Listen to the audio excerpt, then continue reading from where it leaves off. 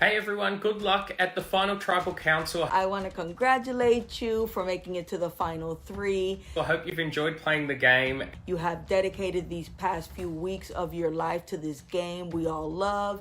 And I hope the winner is a very deserving one. Don't leave anything to chance. Give every question your all. Be clear, be concise. You've made me and the entire tribe super proud. Glory or death. Good luck.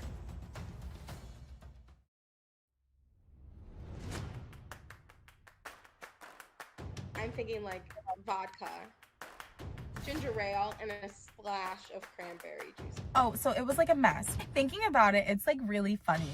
We had this elaborate plan to vote out Ryan, like our cranberries group. And at some point they were all like, nah, it's not happening. Like the plan ain't going through. And I still voted Ryan. Jess comes up to me and is like, Aaliyah, I'm gonna give you my block a vote advantage and I want you to block XYZ's vote. And I said, okay. So Ryan was like, Aaliyah, I think you should block Austin or Courtney's vote because they might vote for me. And I was like, no, I don't think I'm gonna do that. One, I'm not playing Ryan's game for him. Well, I have nobody to work with, so it's like Nothing that happened tonight was because of like you. So Like, what, like you were the last girl I was in at the end of the You day. were the last time I was in, and I said vote Courtney, and you voted for Kara. Okay, but you also voted for Joshy, you know, like.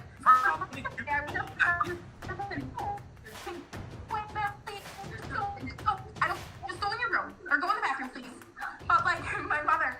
So first thing we did was play touchy subjects, and I got the quietest. Does that alone make you think that people are maybe underestimating you here? No, I think that people think they could beat me, and that's okay. I'm just enjoying my time exploring. Thank you. Jonathan kind of said something like, you know, we have a jury. And so it's kind of giving vibes that like, if I make it to the end, I'm not going to win. So if I make it there, I'm just going to have to sell my pitch of why I'm the underdog. You all should keep me because I think you're cutting yourself short. I'm pretty. People trust a quiet player more because they think that their conversations with them are like the only ones that they're having. So I like to be quiet. I am very happy. I think good things can happen. Caller, you are live on the Princess Podcast. Prince, with a rendezvous happening, who are you working with? Yeah, perfect question, caller. So let's lay this out. I got my cranberry 5, right? Me, Joshy, Aaliyah, Jess, and Kara. I got Ryan back in the fold. Ryan's looking out for me. I'm looking out for Ryan, sort of. Courtney back in the fold. Now, at first, the beginning of the night, I was like, okay, Courtney, like, whatever, we'll work. But then at the end of the night, I reeled it back in. Why didn't you tell me that you were gonna vote out my #1 ally in the whole entire game? I wouldn't have told him. Like, are you drunk? Like, what are you talking about? We're gonna be like, yeah, the cranberries might have imploded, but the rest of us were. It was just, we just had a bad night. The cranberries turned sour. We got a new batch. They turned sour. If anyone was gonna make a move against me, that might have been the time. 6, we'll see, maybe 5. But I'm thinking tonight would have been my night if I hadn't have won. I think these people, they'd be dumb not to look at me right now as like the biggest threat to win. Like I tell you, if I get to final Ascent right now, it's cake. It's over. It's locked. Could be it for Eli here. 1, 2, 3.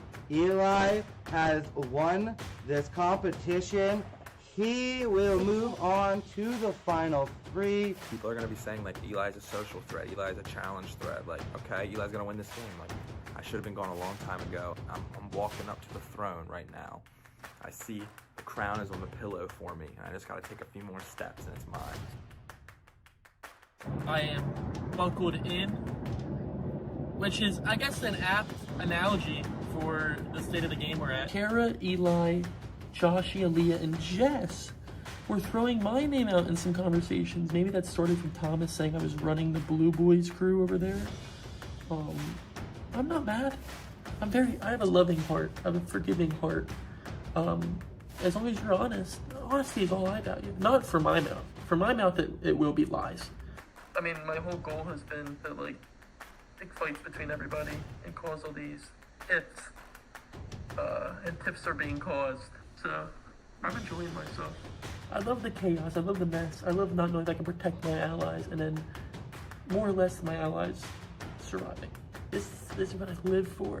I've been deprived of Team Sandra. It's nice to meet new people. It's been dry. The drought is over for my time with Aaliyah and Joshy. I think I blacked out during my answer trying to say the drought is over, and I sounded like an idiot. But whatever.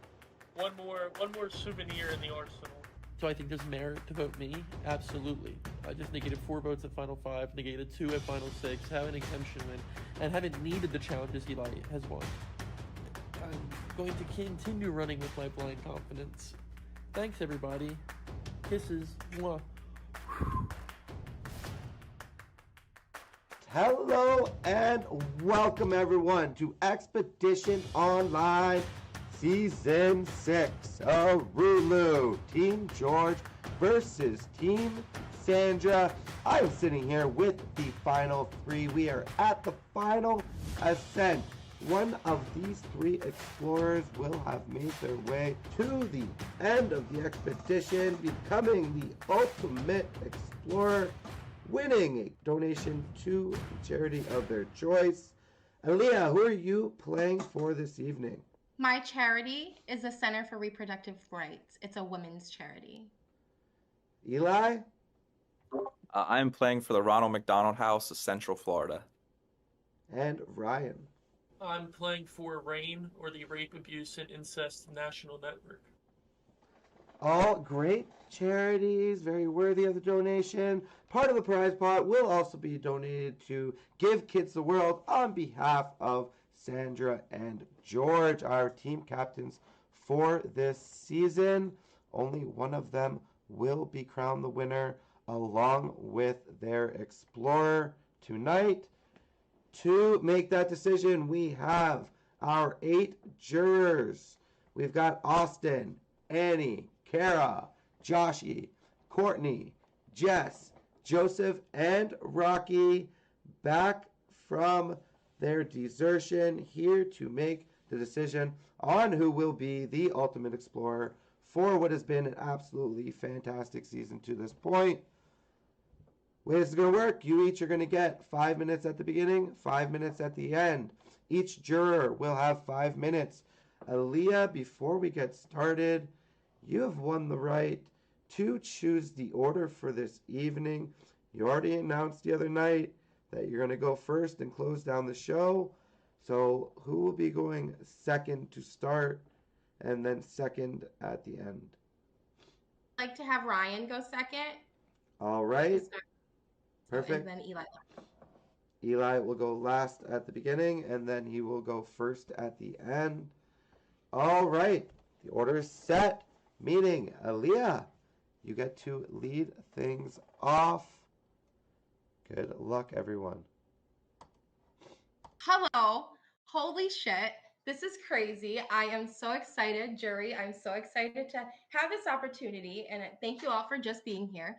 So, to make it to the end of this game after like a pretty uphill battle, I think is pretty crazy. And just to at least have this opportunity to pitch to why I believe I should win and why I think I should have your votes is crazy. And so tonight, like, we've all come such a long way, and I'm probably gonna cry, I'm probably gonna laugh, I might get a little scrappy at some points, but emotions are gonna be everywhere. And just bear with me because I'm nervous and I'm not a good speaker. But so I would like to talk about some things. Like, the first thing is that, my main strategy in this game was to kind of just be quiet. And sometimes shutting the hell up is my best friend. And not only was I quiet, but I like to think of myself as rather stealthy because, yes, people were giving information to me, but yes, I also was quiet enough to have this story for you all because this is like the main goal was to get here to tell you all my story as to why I think I should win. So, opportune times, and I think that you have to think that perception is key. And at least for me, as in this game, it's all about everybody's perception. And to just be perceived as quiet rather than a target was something that was totally a strategy for me. And so I do want to say one thing that nobody knows, since quiet, remember. So does anybody remember the fundraising advantage? The person that had the most donors, like they got an advantage. Well, lo and behold, I actually won the fundraising advantage. So I had the most donors. I didn't use the advantage, and I chose not to use it. Well, I'll tell you a little bit about my advantage. I was able to swap. I was able to like have the wheel spun on any of those swap tribes.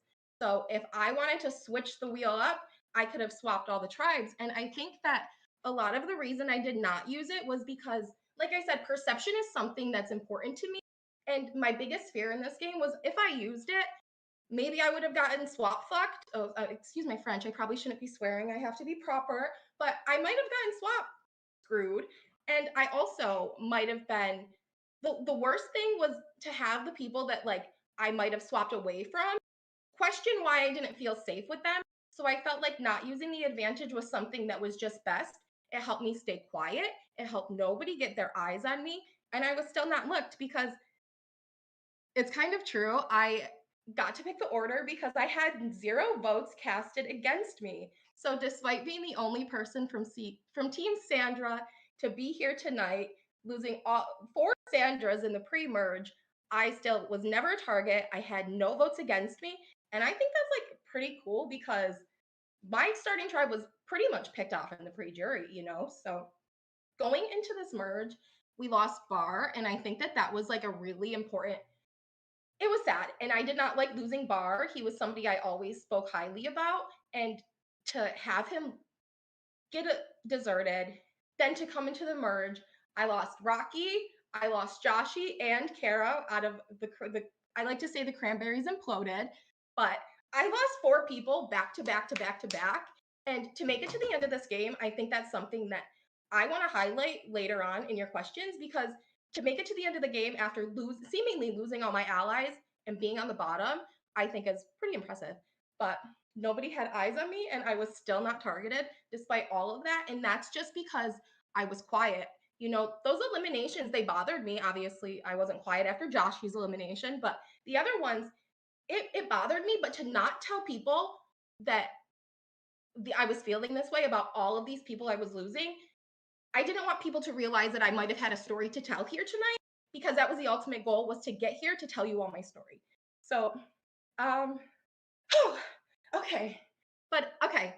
After I won exemption, because at Final 8, you know, I was blindsided. And then I like to say I did my Eras tour when I told a couple people off, but then I did my Eras apology tour when I said I was sorry and tried to make my tried to get back into better footing. But after I won that, I don't know if any of you remember, but I did say some words to Eli where I said, "Hey Eli, you know, you can't or find a different plan." And that was just because Eli was very strategic and that let 10 the seconds, other Aaliyah.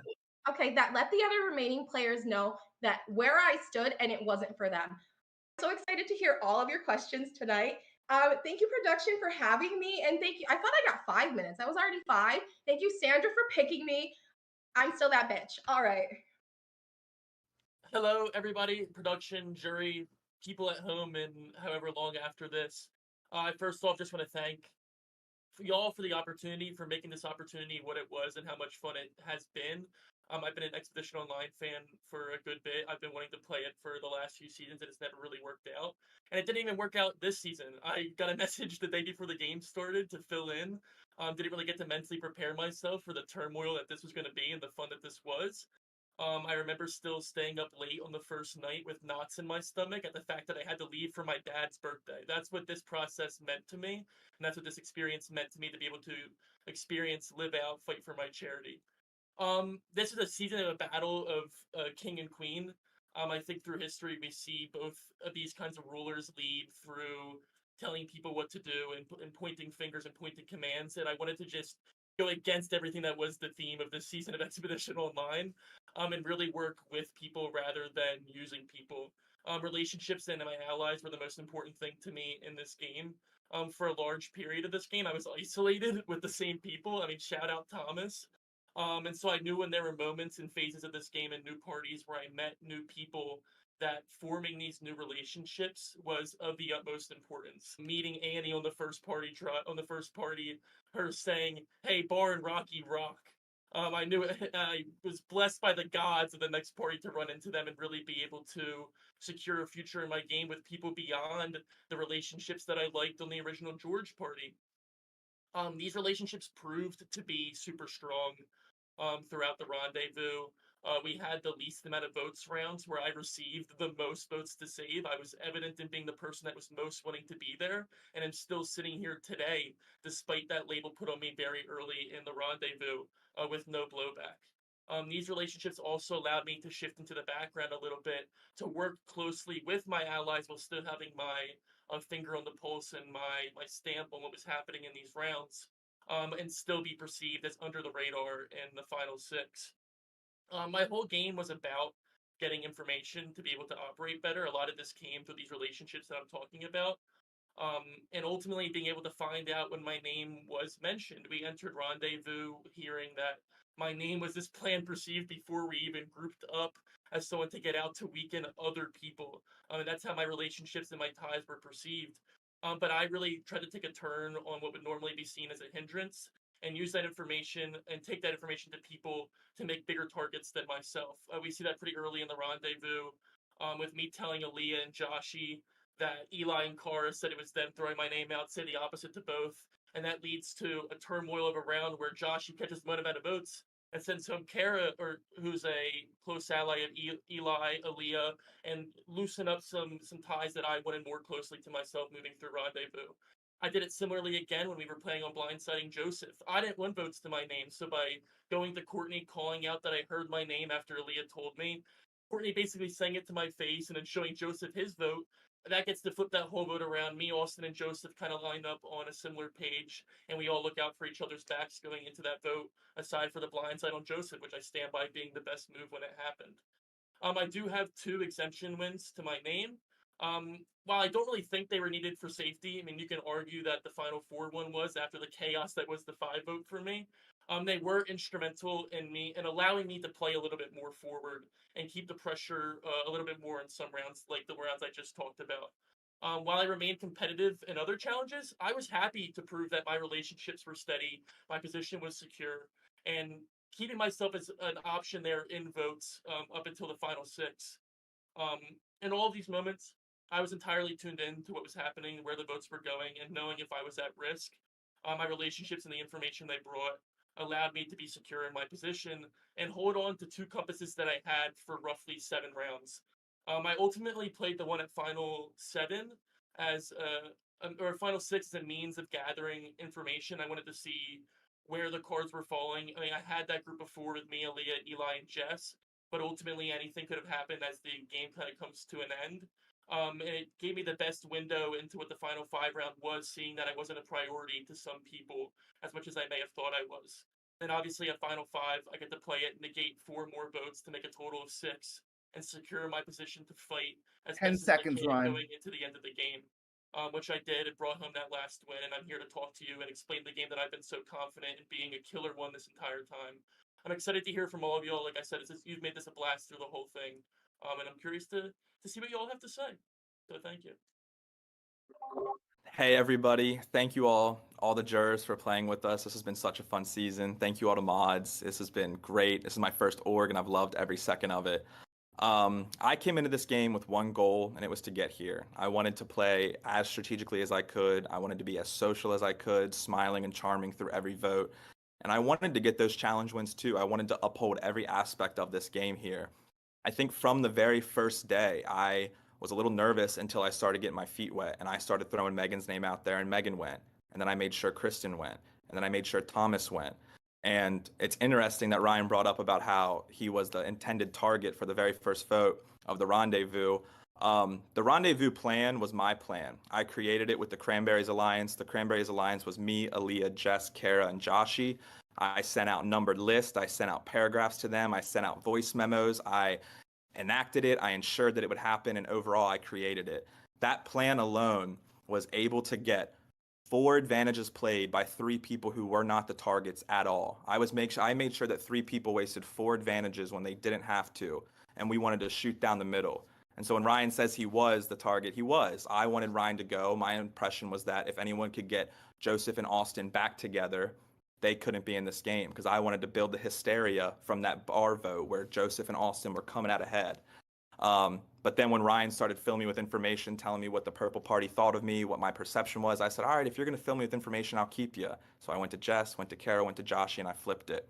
I flipped it to Rocky. So I'm sorry, Rocky, but I wanted to make sure moving through this game that if people put my name out there, I wanted to hear about it. I wanted to play like a spider in the middle of a very intricate web. I wanted people orbiting around me at all times. So if you said something about me, whether it was positive or negative, 3 rooms away, it was going to come back to me. And that's how this worked. The very first night, I made great relationships with Ryan and Jess and Kara. Then when I got to the red swapped party, we made the Cranberries Alliance with me, Jess, Kara, Joshy, and Aaliyah. So I walked into the rendezvous, one of a group of 7 people who would not vote for me because I also made great relations with Courtney. So coming in with 7 votes that wouldn't be for me in a group of 11, I felt really good. I obviously had some missteps that I'll talk about tonight. I think Joshy and I came to a head with the boomerang vote. I think everyone probably just panicked. But I was able to bounce back. You know, I was able to get back with Aaliyah, get back with Jess. Still had Courtney, still had Ryan. So overall, I think that my game, and tonight I hope you guys ask those tough questions. If you don't like me, that's fine. But I think if you want to vote for the person who deserves it, you have to look at who was putting the strategic chops behind these votes. You have to look at who was the most social. At the Final 6 Spill the Tea Challenge, I was not only voted one of the most social players, I was voted the player who was going to win this game. And they couldn't do anything about it because I won at 7, I won at 6, I won at 5. Sure, I didn't win at 4, but what I did do was convince these 2 people I'm with right now give me the respect to go against Jess in a fire-making challenge. And that's no discredit to Jess, but I made sure these 2 people put the challenge beast of this season with the most exemption wins this season into another challenge, and I caught my 4th. So while I didn't play flashy, I didn't get compasses and advantages, I didn't play an escape room, I didn't crack codes and solve puzzles, but I made sure that my social game was going to get me through this game. I made sure that every time I moved into a new vote, if somebody wanted to go against me, there was no way that they could get the numbers against me. I mean, Ryan said it himself that he heard from, it was probably 2 or 3 times this season, Ryan heard that I threw his name out there. But unlike Ryan, I was able to mobilize votes against people who threw my name out there. When I heard that Rocky threw my name out there, Rocky went home. When I heard that Joshy threw my name out, Joshy went home. When I heard that Annie didn't want to give me any votes, Annie went home. When I heard that Austin was saying the same thing, Austin went home. So my game, it's going to come across as aggressive and it might come across as cocky, but that's how I wanted to play. I knew from the very beginning of this game, I wanted to set myself up for success to where I was moving each round flawless. Like Aaliyah said, you couldn't vote for me until the very end. And even then, I still was using my social game to ensure that I had a fighting chance in this. I wanted to take the power from the 2 safe people that night and put it back into Jess and I's hands. And I feel like I did that successfully. So I welcome the questions. I'm excited. I can't wait to hear from you guys. This has been a blast, and let's get into it. If the first juror wants to turn on their camera and their mic. Hey everybody, awesome top 3. I love the speeches, and I just wanted to let you guys know that prior to coming in and hearing you guys speak, we were literally all up in the air. Maybe 99% of us did not know who we were going to vote for. And so I truly enjoyed hearing that. There are, I feel like, some discrepancies because there are a lot more people in gameplay than just you. And I feel like a lot of votes being talked about as like, I did this. I feel like a lot of those were a group effort. So I feel like kind of take that into account. Like, yes, you might have been a vote in that, but like I don't think necessarily you can take a lot of the credit for all of the votes that were kind of mentioned, not just in Eli's story, but in like a lot of what I heard. But honestly, I'm a huge believer of the fact that you make it to the end, you have just as much as a right to win than the other 2 people to your side. My question tonight is, in a game full of deceit, where you have to deceive people, maybe against your will, what was the time that you might have deceived somebody that benefited your game, and what was the time that you deceived somebody that might have hindered your game or hurt it? And I'll start off with Aaliyah, and we'll just go Eli, Ryan, just so it's alphabetical. Okay. Girl, you got to plug your ears. But I think in not giving Annie my 2 votes kind of helped my game better because I think she was in a very good position to win. And I think a lot of people were overlooking her. And I feel like I kind of felt, I know that like after my little meltdown, I felt like I was trying to get my footing back, but I still think I was like a four to like the Austin, Annie, Courtney thing. And I think not saving Annie was probably the best thing. And it set me up to at least be in the best position for the remainder of the game. Somebody that I deceived that I wanted to work with, I think it's hard because I felt like I didn't know who was really working with me. So that's answer. But I feel like, if you feel deceived by me, I apologize.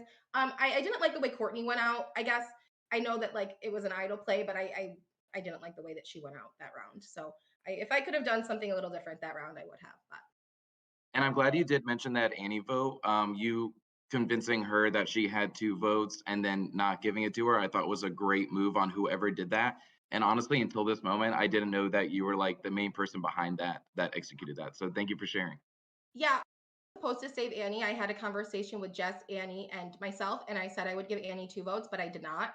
And like I said, Annie, plug your ears. Like I don't, But I feel like she was in the best position to win. And if she stayed that round, I would not be here. I think she would. So hands down. So thank you, Austin. I think somebody that I deceived that benefited my game was Thomas. I think coming into the rendezvous, Thomas was my biggest threat. I looked at Thomas as just being a bigger, badder version of myself. And so whenever we brought him over to the red party, I picked him in that schoolyard pick, and I told him because I wanted to work with you. I wanted to get back on that George line. We've been apart for a while, and I really want to build something again. But that was obviously a lie. I wanted Thomas out of this game. And so by pulling him, I kind of felt like a clay shooter. Like on day 6, I said pull, and on day 7, I shot.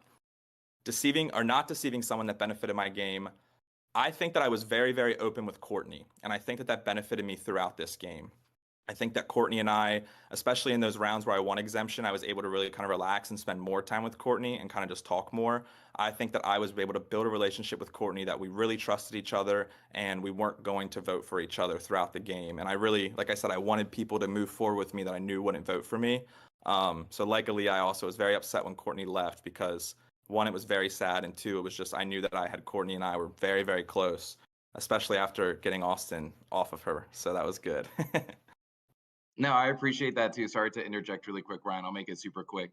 I also wanted to say that I think that's great that you got Thomas out. I was the random vote on Thomas on night 1, so I always thought this guy was a threat. No offense to you, Thomas, but he was definitely a low-key player. And Ryan, thank you.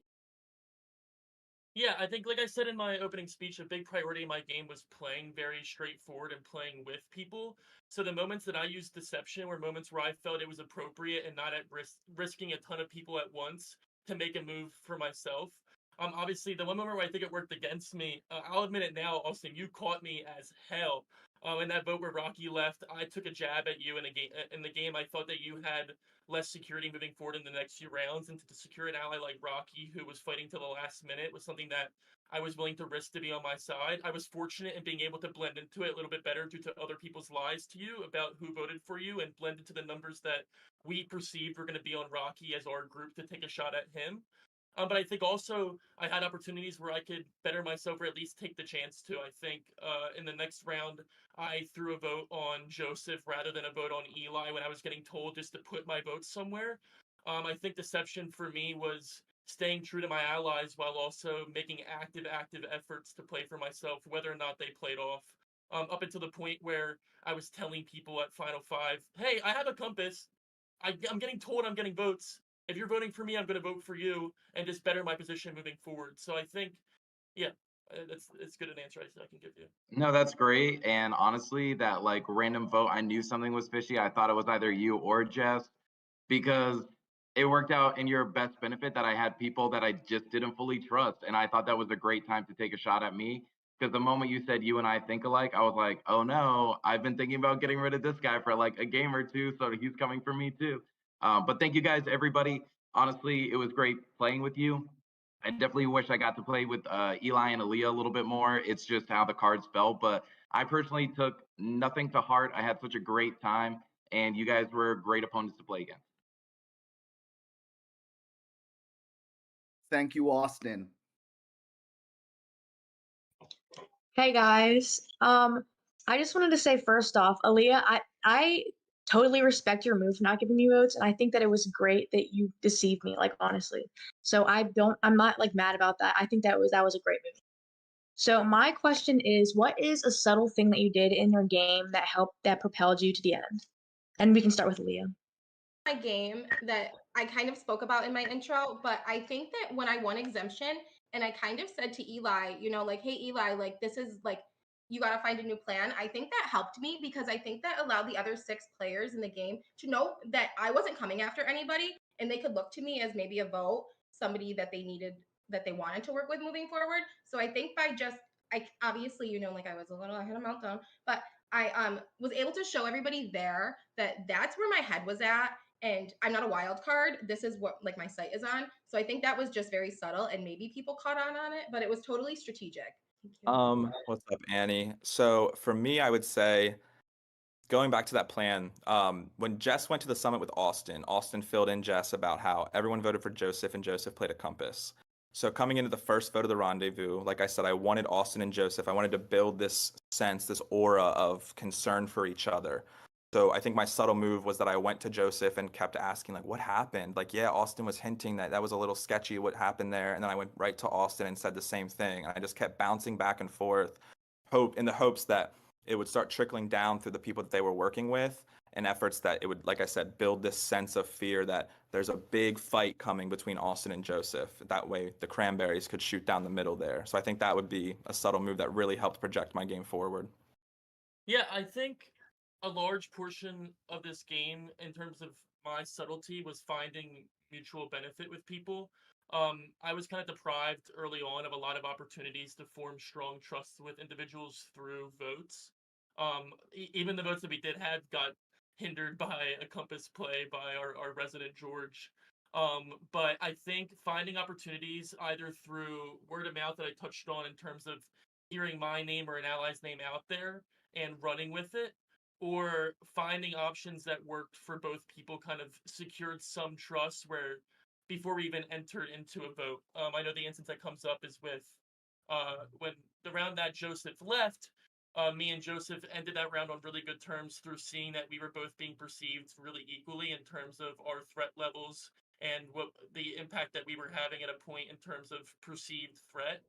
But I know you and I, Annie, had a ton of conversations about where we rested. We lost allies back to back to back that I don't think people even realized we had. But I think taking the active action of seeing the stories that we could push, and the actions that we could take in terms of the next votes, the next eliminations, along with our allies, is what secured that trust for us in the rounds that we did have it and got us through those tougher situations. Okay. Thank you guys, and I wish you all good luck. Hi guys, congratulations. So my question, which you guys kind of touched on, I think a little bit, but what is the one defining moment in your game that you would credit to getting you here? And let's start with Ryan. Thanks, Karen. I think in terms of the one action that I think got me here was the Joshi and you vote. I'm in no position to claim that was an action that I was taking single-handedly, but I think my main goal going to ally was freeing up allies and breaking up some sort of clusters that were in the game, especially hearing just how tight your guys' swap party got before the rendezvous. For me, being safe in that round really allowed me to kind of keep the pressure there, and finally take like a big step of action in advancing my path. Obviously, breaking up Aaliyah and Joshi as two of the stronger Sandra people left in terms of relationship, but also willingness to push a plan of their own, was huge. And through the spreading of just word of mouth and rumor and whatever, I didn't really care what it was, made sure that those extra votes were likely to fall on someone like you or on Eli, who were the other half of that story, which in turn would free up either you or Eli, were people that I wanted to work with and express to both of you that I wanted to have that option of a closer relationship as we were separated for so long. So I think both of those relationships being broken up in some form advanced me a ton. Like we see when Final 7 hit, I found myself in a group with the two people that were freed up to be able to take shots at an Austin, take shots at Joseph, and then eventually fuck them all and save myself at 6. But yeah, I think that double elimination was huge to advance me further. Eli? Okay, I'll go. Yeah. I think my defining move was just being adaptable and running with the Cranberries. I think that moving through this game, I obviously wanted to connect with people, but I didn't have the intention to say, oh, we talked on night one, like we're still rock solid, right? I wanted to make sure that every time I was presented with something new, with a new group of people, that I was able to lock something down with them. And so I think that, I don't know if it's a move really, but like that whole 2 days of being with that new group of five, I just really wanted to ensure that like I was saying the right things, having the best conversations, and just showing everyone that's in there like I'm someone that you can rock with, and like if you want to rock with me, like we can go far. So I think just like sharing my plans, helping people understand the plans, answering questions if I did come up with something, for me, not only did it help me like moving through the game, but I also think it just gave me like the confidence to really be like, okay, dude, like you're cooking right now. You know what I mean? So I would say that that probably is just really redefining something at that swap with the red party. Hey, Kara, you look great. I just want to say your hair looks real good. But I have touched base on this, and I do think, honestly, that whole final 8 round was perfect for me. I won exemption after being completely blindsided. 7 people knew about a vote, and I didn't know about it, and 7 people didn't tell me about it. But I was completely blindsided, and then I won exemption, made a little jab at Eli, and then with Annie being deserted, I found myself literally right at the top, and that's where I stayed. Nobody targeted me. I was able to kind of infiltrate myself with Courtney, Austin. They looked to me as somebody that they wanted to work with, as well as being able to do damage control with Eli, and then still having Jess and Ryan that saw me. So like I think that entire round, it kind of was perfect for my game because it put me at the top, and I stayed there. At least I think I did. And then I did just want to touch on the Cranberry Five, and I kind of just want to hear like why f- why why flip so soon? Why not stay at 5 a little bit longer, specifically to Eli first? Um, so I don't think I flipped first. It'll be interesting to talk to Joshi. I was under the impression, I feel like Ryan and Austin told us that Joshi was coming for you and I. He was throwing our name under the bus. And I think you and I even talked about that. And I think both of us were like, hell no. Because even before we got to the rendezvous, we all spoke about there's no reason to throw each other's names out. And I think I even said, like, I'm scared of snowballs. So if you roll one, I don't want it to start picking up momentum. Because even if you throw it to one person as a deflection, that could start bouncing around. So the minute that I heard Joshi threw our names out, Kara, that's when I was like, well, we got to flip this on him. I'll be honest, I had no clue that he was going to pull you down. I found out later that my threat level kind of helped me. I think Austin told me that or Joshi was thinking of voting for me at first, but then Austin said, like, either I think Eli's going to vote for me or Eli might have an advantage. I think that night was hard to like ground yourself and figure out what was going to happen. And I think that it was very easy for like panic to set in. So I think when I heard Joshi say my name, I said, all right, let's just dance. So. Okay. Thank you. Good luck, guys.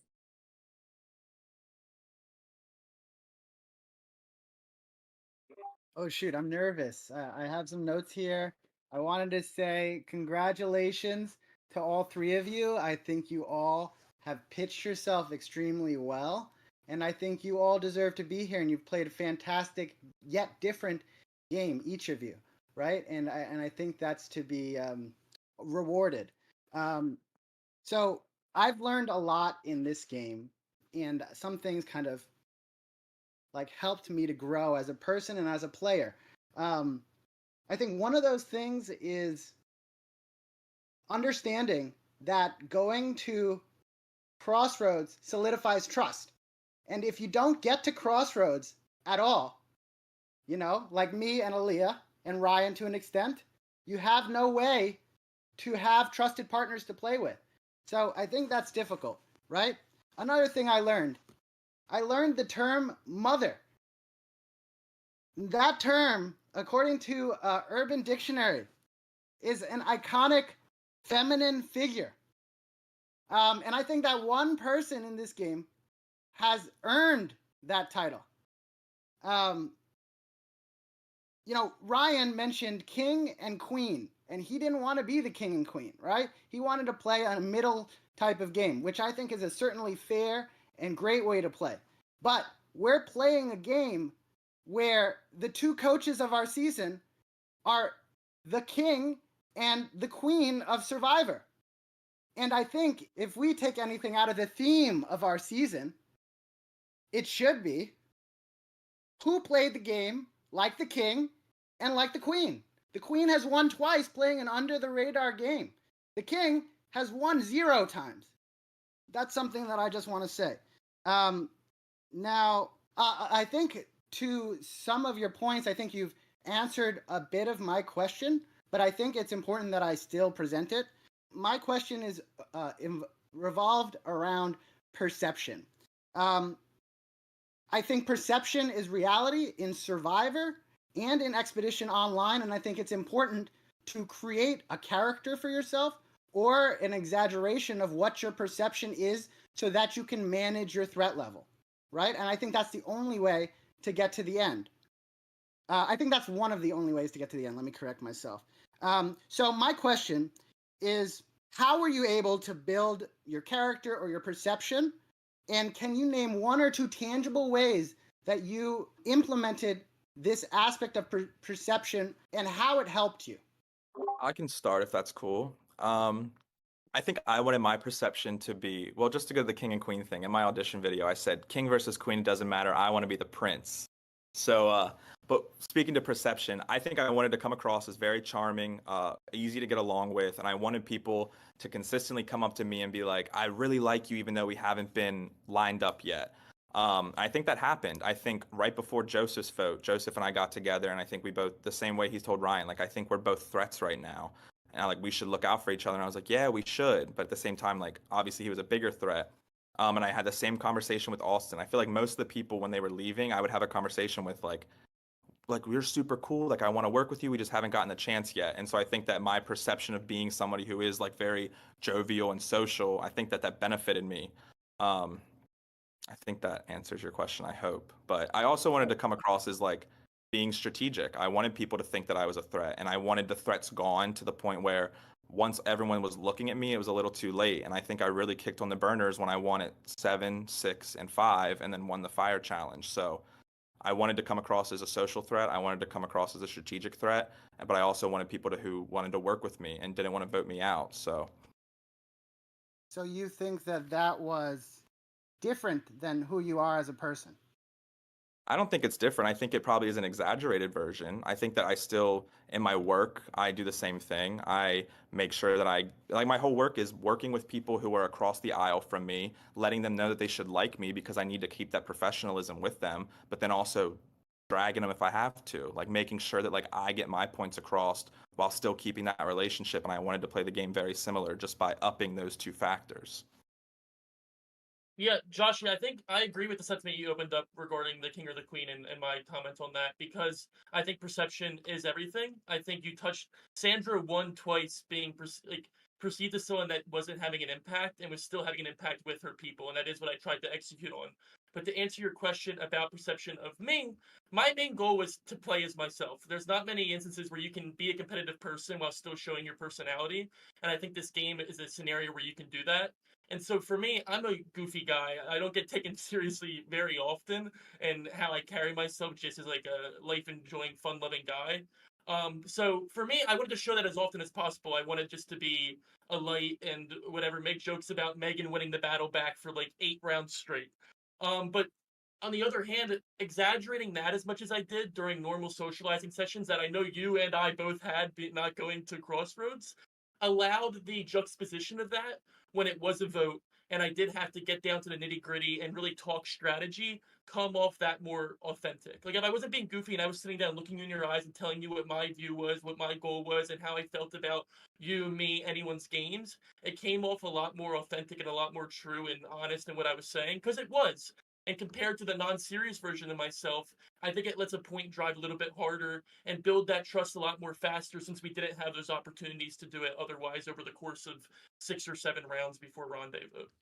I spoke about this a little bit in my opening speech, that perception is key, and I like to be perceived as that quiet person because I am a woman, I am outspoken, and I don't want to be targeted for that, you know? So I think that just being quiet and maybe being more attentive is something that I have learned, but I'm a little temperamental, and sometimes I talk a little shit, and we've all seen that. But I do think that just attempting to be quiet for my strategy is something that I tried to do, because I didn't want people to know my true feelings. I did not want people to know how I was feeling watching my allies get voted out time after time, because I didn't want people to say, Aaliyah, she's got a story. We're gonna target her. So if you keep quiet, like I say, I think it could be quiet or stealthy.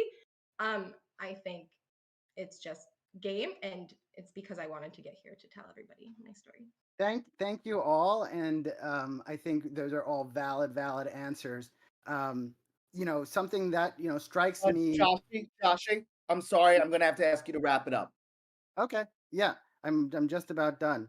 I think that undercutting Annie, who was Aaliyah's biggest threat in the same kind of category of like under the radar game, was a brilliant move. Yeah, that's all I have to say. This is gonna be fun. So let's just say happy birthday to me. Let's just say I'm angry. And I'm trying to play like there is a king of my heart. Why I wore that turtleneck sweater? Because he let me wear the chain and the turtleneck sweater. Lonely Island. Also, I have a queen. My queen is over there, and I have a 50-50 shot. One of the two of you will convince me. Unless the jester is going to convince me that he shits glitter, you are not getting my vote tonight. So I got a king, I got a queen, and I got a guy that I am angry at because that jester was not fun for me. And I am not supposed to be an emotional player, but I am. Sorry, not sorry. It's my birthday. I got a queen. I got the king of my heart. And I am not having fun with you, Ryan. You are a rat. You're a snake. Sue time. It is Sue from season 1. Queen, king. There's a queen. There's a king in my heart. There's a snake. And there's a rat. 2 of those things are you, Ryan. So, my question to you for my 5 minutes, what did each of you morally and ethically do for your charity that you felt was reflective and good for your charity? Go. It's your queen speaking. I would like to start this off by saying happy birthday. I hope you're taking lots of shots of tequila. But anyways, I think one thing that I did that I did not say anything was I had the most people donate for my charity. And I've always spoken about just women and the fact that I am a woman and the fact that I think I don't need to get into the logistics of it all. And I think we all understand why I chose the charity I did. But I think just being a woman and the last woman standing, I think that's why you maybe should vote for me. And also, Courtney, I think, we're more similar than we think. We're both very emotional players. And I don't think you were clueless at all. I said that. I did not think that one bit. And I think that I play from my heart. And I think that's where we can relate in the fact that you guys, I'm emotional. I'm a bitch. I know that, but I can't help it. And it's just who I am. But so yeah, I guess that's a little bit all I have to say. But so thank you, Courtney. I think in my gameplay, my charity is one that fights for people whose voices are silenced. Victims of rape, abuse, incest don't have the chance to tell their stories or are too afraid to tell their stories a lot of the time. I think the closest I could reflect that in my game over this season was hearing everybody's voice equally. I think that these decisions are more beyond the power of one person. I think a lot of them came in the sense of a lot of people working together to get a job done. And I think I did that up until the point where that wasn't an option anymore. I can't sit here and say that I eat or shit glitter, but I can say, like, that vote against you was nothing against you. You and I have been talking for rounds, and you told me, and you told Annie, and you told others that you really valued us, and it would hurt to vote one of us out. And over the last few rounds, I had seen where you would say, "Oh, I didn't want to vote for you, but I couldn't vote for Austin," or I didn't want to vote for you, but I couldn't vote for Annie. And I just found myself shifting more and more down your priority list, which was a bummer to me because you were someone that I was enjoying playing with. And I said it to you going into the final 5 when I asked if my name was out there and it came out that you were writing my name down. I told you, hey, is there another option? if you vote me, I feel like I have to vote you. I'm going to play Compass, but clearly Eli and Aaliyah have said all night that they wanted you at the end. And so for me, and for for the sake of wanting to win this money for my charity and win the opportunity to provide some funding to people that are supporting those without a voice and the willingness or the ability to tell their story, I needed to ensure my spot here.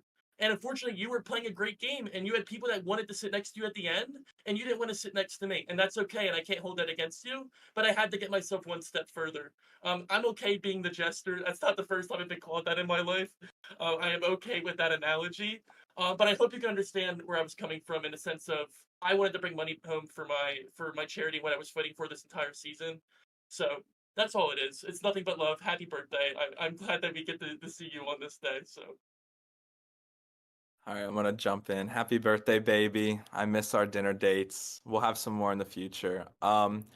I think for my charity, so I'll be honest, I just moved down to Florida. So I haven't been able to do much, but I think when we first spoke back on like day 2 or 3, I think we all talked about like what we do for work. And I think that's why we bonded so much, listening to what your story, Courtney, and what you have gone through, and then me sharing like who I represent at work, like helping workers, doing civil rights law, like just helping out people who really need a voice and need someone to navigate them through this game or not this game, and navigate them through life. And so I think that you and I just bonded really quickly from the jump. And so me wanting to go to the end with you was never a thought of like, oh, I'm gonna beat Courtney. For me, it was like I want to share this moment with Courtney. Like I loved Courtney from the jump. You and Jess, I thought the three of us getting to the end would have been such a blast together. I would have loved to seen what you would answer to people's questions. Like we would have just had a ball with it. So I haven't done much for my charity, and I know that your charity is very dear to your heart. I do want you to know that when I do things in the real world, like I'm gonna think of you. I'm gonna think of the energy that you put in, the devotion you put in, because like you are just a rock star in every sense of that word, dude. Like you're just killer. Like you have gone through so much, you've grown so much, and like I will always respect you, Courtney, and always want to look out for you. Like you are the shit, my friend. I'm gonna say thank you.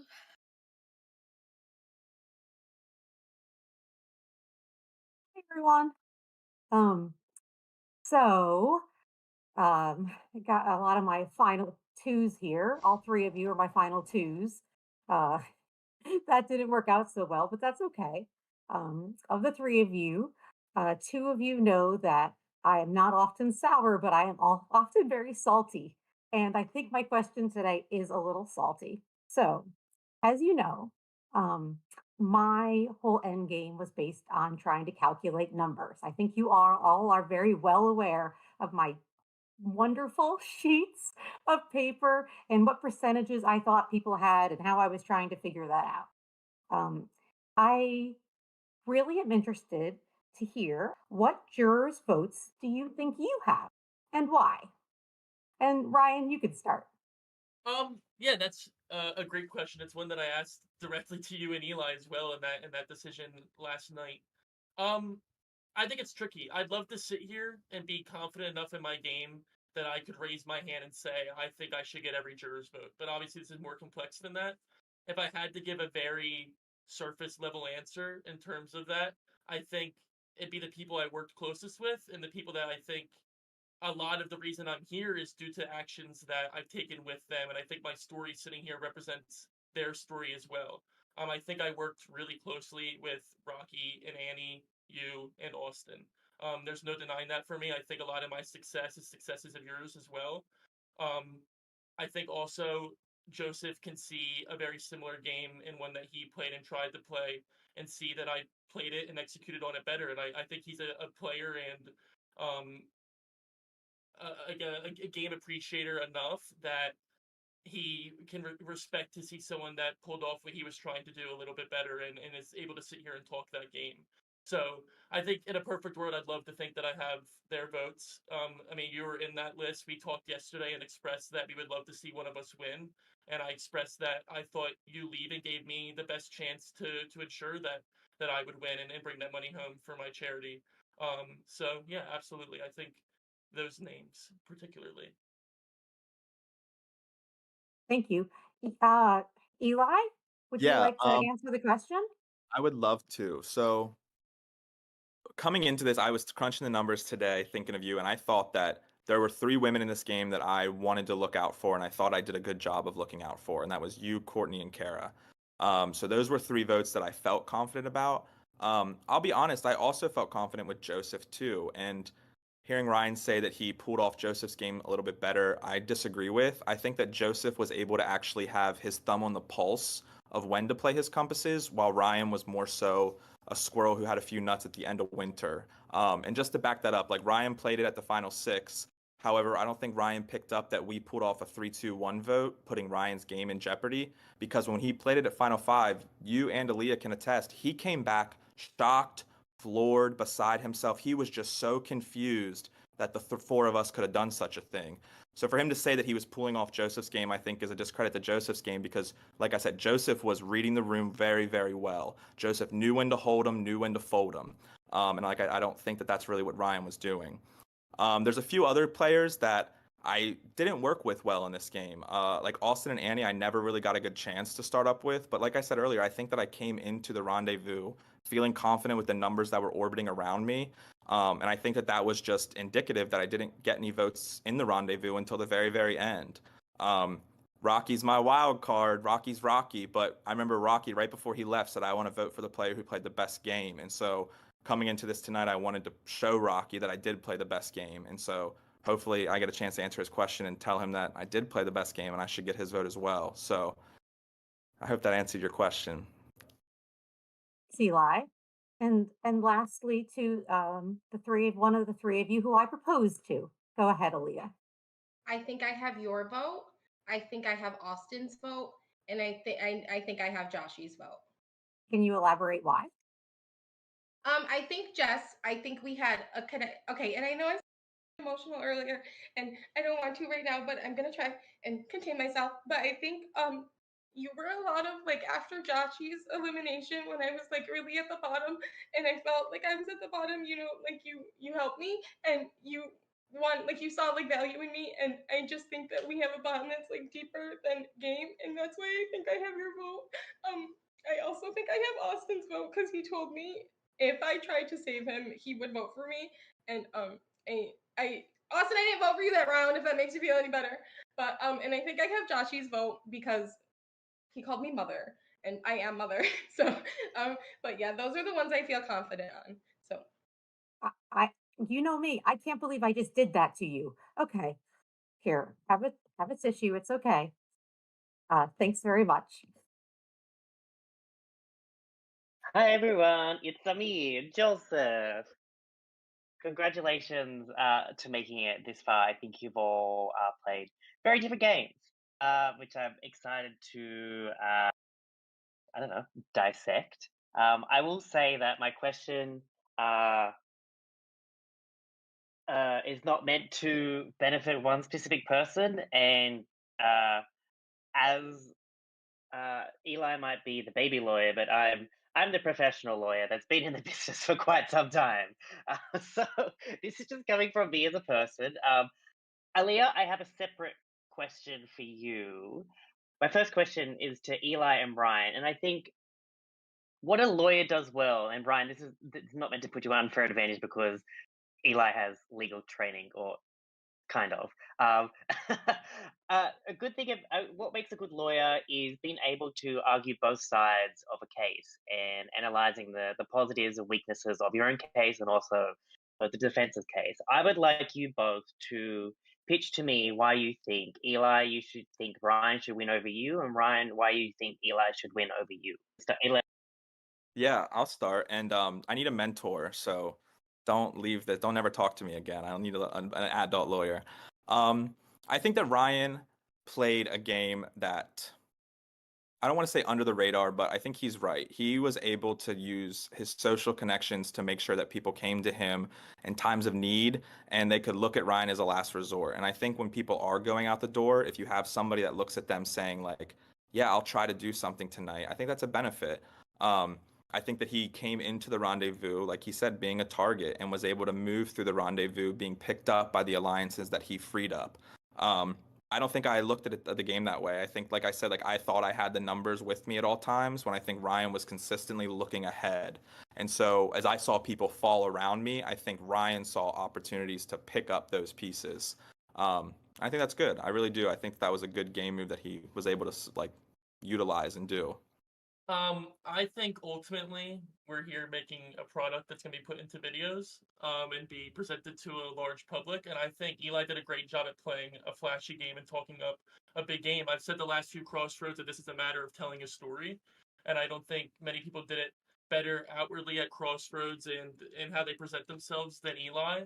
I think you hear him very clearly claiming big moves for himself, which I think pitching your case. I mean, Joseph, you're a lawyer. I'm sure you get it. That's just as much an aspect of trying to win a trial or plead for your client. And I think Eli has done a great job at treating himself like his client and talking himself up and kind of presenting that. In the game itself, I think he's touched well on the groupings that he had and the allyships that he had. And despite losing them at the hands of other people, I think he's persevered really well. And I think the challenge wins kind of help save your ass, how other people might not need them. So. No, that's great. Thanks, both. I appreciate it. Aaliyah, my question to you is that firstly, I found it interesting, and I think a credit to your game, that you had the charity advantage and you didn't need to use it, and you made a conscious decision to do that. I'd like to know your thinking around the use of the blocker vote against me, and it's not coming from a place of saltiness because I went that round anyway. And Ryan, I would say I saw it coming. It wasn't much of a blindside to me anyway.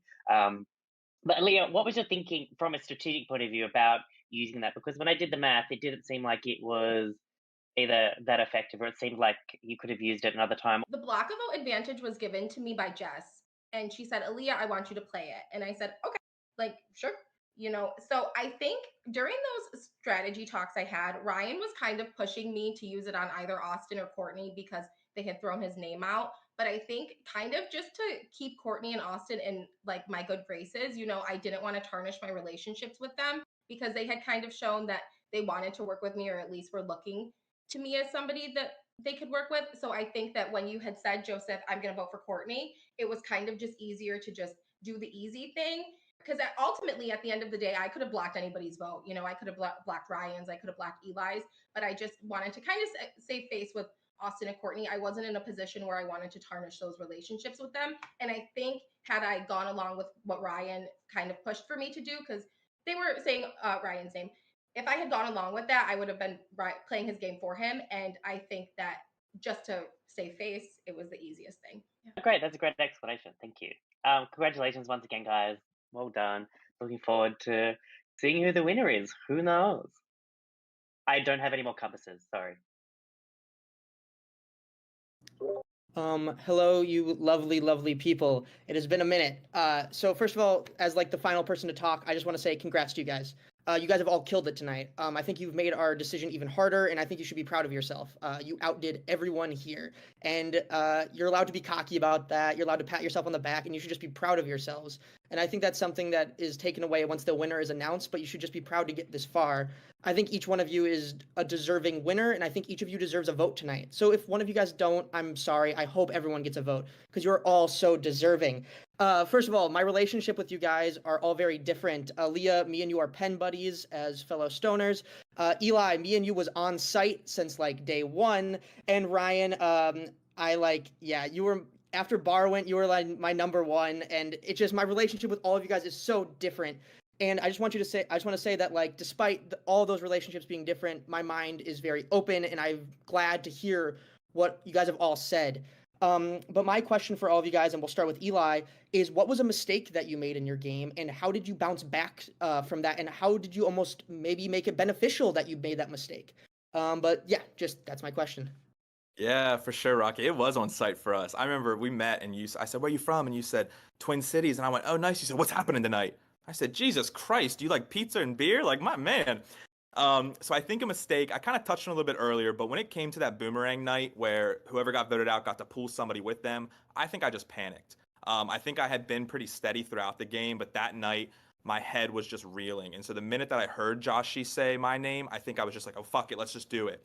And I think that not taking the time to kind of like settle down and maybe like talk it out with Joshy and come up with a good plan, because Joshy and I had a great relationship when we would discuss plans. Like I would put stuff out and he'd press back. He's like, what's the backup? What's sub part A? What's your expectation if it doesn't go through? And so for me, I think that was a mistake.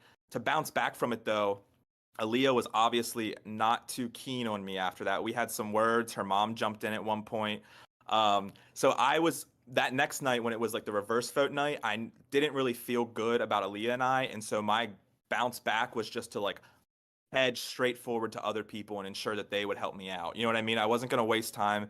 I remember I went and talked to Aaliyah and Annie was like, I'll give him a vote if you do. And Aaliyah's like, I guess I will. And I was like, this is not going anywhere. So I ran to Ryan, I ran to Jess, and I ran to Joseph. I just was like, okay, well, if I was panicking last night, now I'm panicking again. Let's just make sure we get through this and kind of regroup. And so I think that'd be like my biggest mistake in my bounce back. Aaliyah, if you want to go. See you. I think my biggest mistake was not realizing that I was seemingly at the bottom, the round that you left. I think that I didn't even know Annie was getting votes. I'll say right now, I was at vote for Ryan. I was like the only person from the Cranberries that did the plan. But so I guess had I realized that like there were so many conversations happening around me, I probably could have prepared myself better for the round that Joshy was blindsided. I think my temper got the best of me, so I think that was a very big mistake, not realizing that I was just in no man's land, just not knowing what's happening and having these conversations happening around me. So thank you.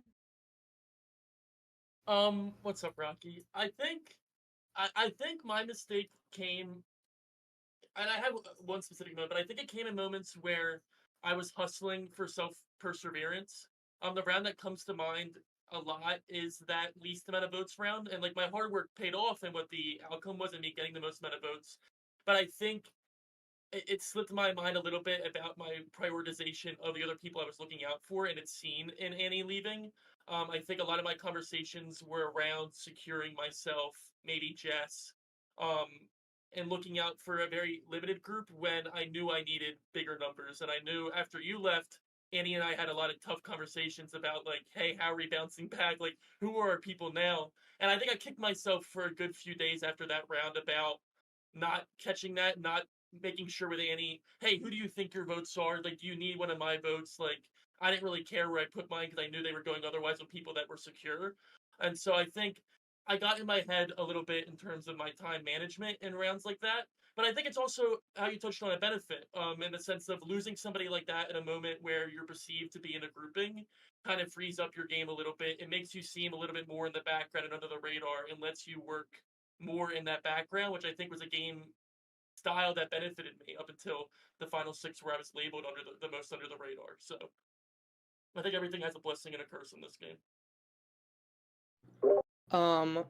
Those were all wonderful answers, and you're making my life a lot harder. But I would just like to say thank you. You guys are great, and I'm like honored to have like this season of Chaos be represented by you three, because I think you guys all played very separate games. As the last juror to speak, just congrats.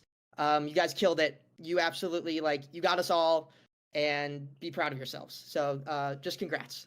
All right. Well, thank you guys again. A lot of fun questions. Put me on my toes. Like I said earlier, I really wanted to play this game and just kind of uplift like every aspect of this game that makes a great winner. As Ryan said, I did want to be flashy. I wanted to make an impact on Expedition. I wanted to be a record setter, trend setter. I don't know if 3 individual exemptions is a record, but if we throw in that Final Fire challenge, we might call it one. Having a Final Fire challenge, having never had one before. I just wanted to make a name for myself. So coming into the game, I knew that I was going to swing left, swing right, and do whatever I could to just make sure that like Eli was a part and a big part of Expedition Season 6. When it comes to my strategic game, like I said, I think that I really, while all of us did, there were a lot of group votes. And I'm not going to take away anyone's vote who helped me or who went against me. But I think with all of that fluxation that was happening in the votes, I really do believe that I was the person who was able to mobilize a lot of these votes. That first vote in the rendezvous, even though it was only 4 that was the majority, it was the 4 people that I was working with, and I ran to each one and said, switch from Ryan to Garaki. When it came to the next vote with Joshy, even though Joshy and I were flipping on each other, I was still able to garner 7 votes against Joshy. I was the one who heard my name, and I was the one who started that ball in motion. while it's true that yes, people did come and help me and people did work with me on those, I feel like in the flux of everyone circling around, I was the big chunk that people were able to attach to. As I moved through the game, I wanted my social game to be really, really great. I wanted to take out people who I wasn't social with. Unfortunately, I think that that's where Austin and Annie kind of got the brunt of my game. I think Annie and I barely had any conversations. And Annie, I'm sorry for calling you a floater when we were in that final vote together, because afterwards I learned that you were really rocking shit up, and that's my bad. My perception was not as keen as it should have been. But going into the final end of this game, I knew that once Joseph was gone and once Austin were gone, everyone's going to start looking at me. Like, I had been bragging about my moves. I had been, and I've been saying, like, I got these people all around me. And so winning at 7 was not only a great win for me, but it was also an impact of my social game. It was that head-to-head Pong game, right? And I was the last person to compete because people either didn't want me to go out of it or they didn't want to go against me. So I was able to win that game. The very next exemption challenge was spill the tea. And so for me to win that, to have a finger on the pulse of what everyone is thinking, not only to be told I was a social player, but to also be told I was a big threat to win while playing a game where you have to read people. I think I feel like that was another like indicative aspect of my game and how my game was successful up until that point. And then just pushing it to the final, what was that, 5, at the final 5 challenge. I think that was another, I really wanted to beast out a little bit. And then getting to the end and knowing that that was the one time where my ass was out and I was vulnerable and I wanted to force Aaliyah and Ryan to at least give me the option. I think that was just, again, another aspect of strategy and social game to ensure that I would still take the game into my hands. And I wanted that to be my whole journey. I wanted my journey at Expedition to be, Eli has a little bit of control here. Eli wants what's going to happen, and Eli's going to try to make it happen as best as he can. And I think that I really did that successfully. While I probably did come across as abrasive and I did come across as deceitful, telling people I wanted to work with them and then they left that same night, I did what I had to do. Like, I really knew that I wanted to work with a certain group of people. And if the interests were not aligning with what my interests were and how I ranked those people I was working with, I'm sorry, but it just had to go a different way. I'm very happy to have had this experience. I've never played in an org before, and so to do this and to get this far is just like monumental for me, at least. I think it's been a great season. I'm so excited to watch. If you do watch my confessionals, don't be too mad. But other than that, I just want to thank you guys. If you tonight want to vote for the player who played the best game, I think I've won in all of those categories. I think socially I've won. I think strategically I have won. And I think when it comes to challenges, I have won as well. I've outwitted, I've outplayed, and I've outlasted everyone here. And I think that I would be the most deserving winner of Expedition Online Season 6. So thank you guys again. Hey everybody, thank you for a fun night. I think tonight what is very eye-opening, and it started during Rites of Passage, has been a night of overestimating and underestimating. I think I've seen through even talking about your guys' games before we started and also talking about each other's games tonight, just what everybody's view is of themselves. I think that there's been a lot of statements tonight about having more control than there has been. I think even we see the Rocky vote where I'm sure a whole other group would say they were more in the loop there. I think claiming that to have a driving force on my vote at Final Four and giving someone a fighting chance is absurd to me. And I think my game's been continuously underestimated by the two that I'm sitting next to right now. I think I've called Aaliyah out on being the vote for me at the start of Rendezvous multiple points. To say that I came back and was flustered after the final 5 when I was acting upset I got votes, what was I supposed to do? Say, hey, I caught on to y'all, I'm a big threat, come vote me out the next round? No, of course I'm going to play up the emotion of it a little bit. Both of these players have talked about a Cranberry Alliance coming into the merge. I broke that down immediately with my allies in the double elimination of Joshi and Kara. Both of their goals at Final 5 were to eliminate me, and I'm still sitting here. The entire time, like I talked about with Joseph's advantage in the comparison that Eli made, I sat on mine. I knew I wasn't leaving. I knew when I had to play my compasses to survive. It was not a squirrel storing nuts. If I thought I was at risk, I would have played them. I wasn't at risk. I said I played it at 6 to gain information, and information is what I got. I played it at 5 to protect myself when obviously I was on the outs of the larger plan when it was 3-2-1 very clearly. I played it and protected myself. My wits were sharp. I was able to sit back in the background. I didn't have to be some big flashy player and claim every move as my own, and that I was moving around pieces and protecting people in the game that ultimately didn't need protection. All of us were killer players this entire time, and all had our fingerprint and our finger on the pulse throughout this game. And I'm not going to sit here and claim any move as one big thing of my own. But I am going to sit here and claim the impact that I've had on this game along with my allies, the moves that I've made that have advanced me to this point and helped me sit here beyond the allies that I had and allowed me to pitch my case against Aaliyah and against Eli. Ultimately, I think I'm a great representation of what the game of Survivor is in this game. I think I'm a great representation of the games that a lot of us have played over the course of Expedition Online Season 6 Uluru. Not to get the whole tagline in there. But I think you should be voting for a winner that represents the games that you guys were trying to play. I think you should be voting for a winner that you either worked with directly and is executing on the moves that you executed on, but also was looking for their self-interest when it was applicable and wasn't just doing things to do things. I think you all see in the time that we spent together and the conversations we had strategically and socially that I've been incredibly calculated the entire time. I haven't tried to claim a move that any of you guys have made together. I haven't tried to say that I was socially more than anybody else because ultimately we're very constrained to the window that this game is. But I hope that you guys can see through the time that we've spent together just how hard that I've played and how well that I've played, and that you're willing to reward that gameplay with a vote tonight. Regardless, thank you for this opportunity to all of you. It's been a blast, like I said earlier, and I'm excited to get to know all of you more outside of the stress and turmoil that is Expedition Online.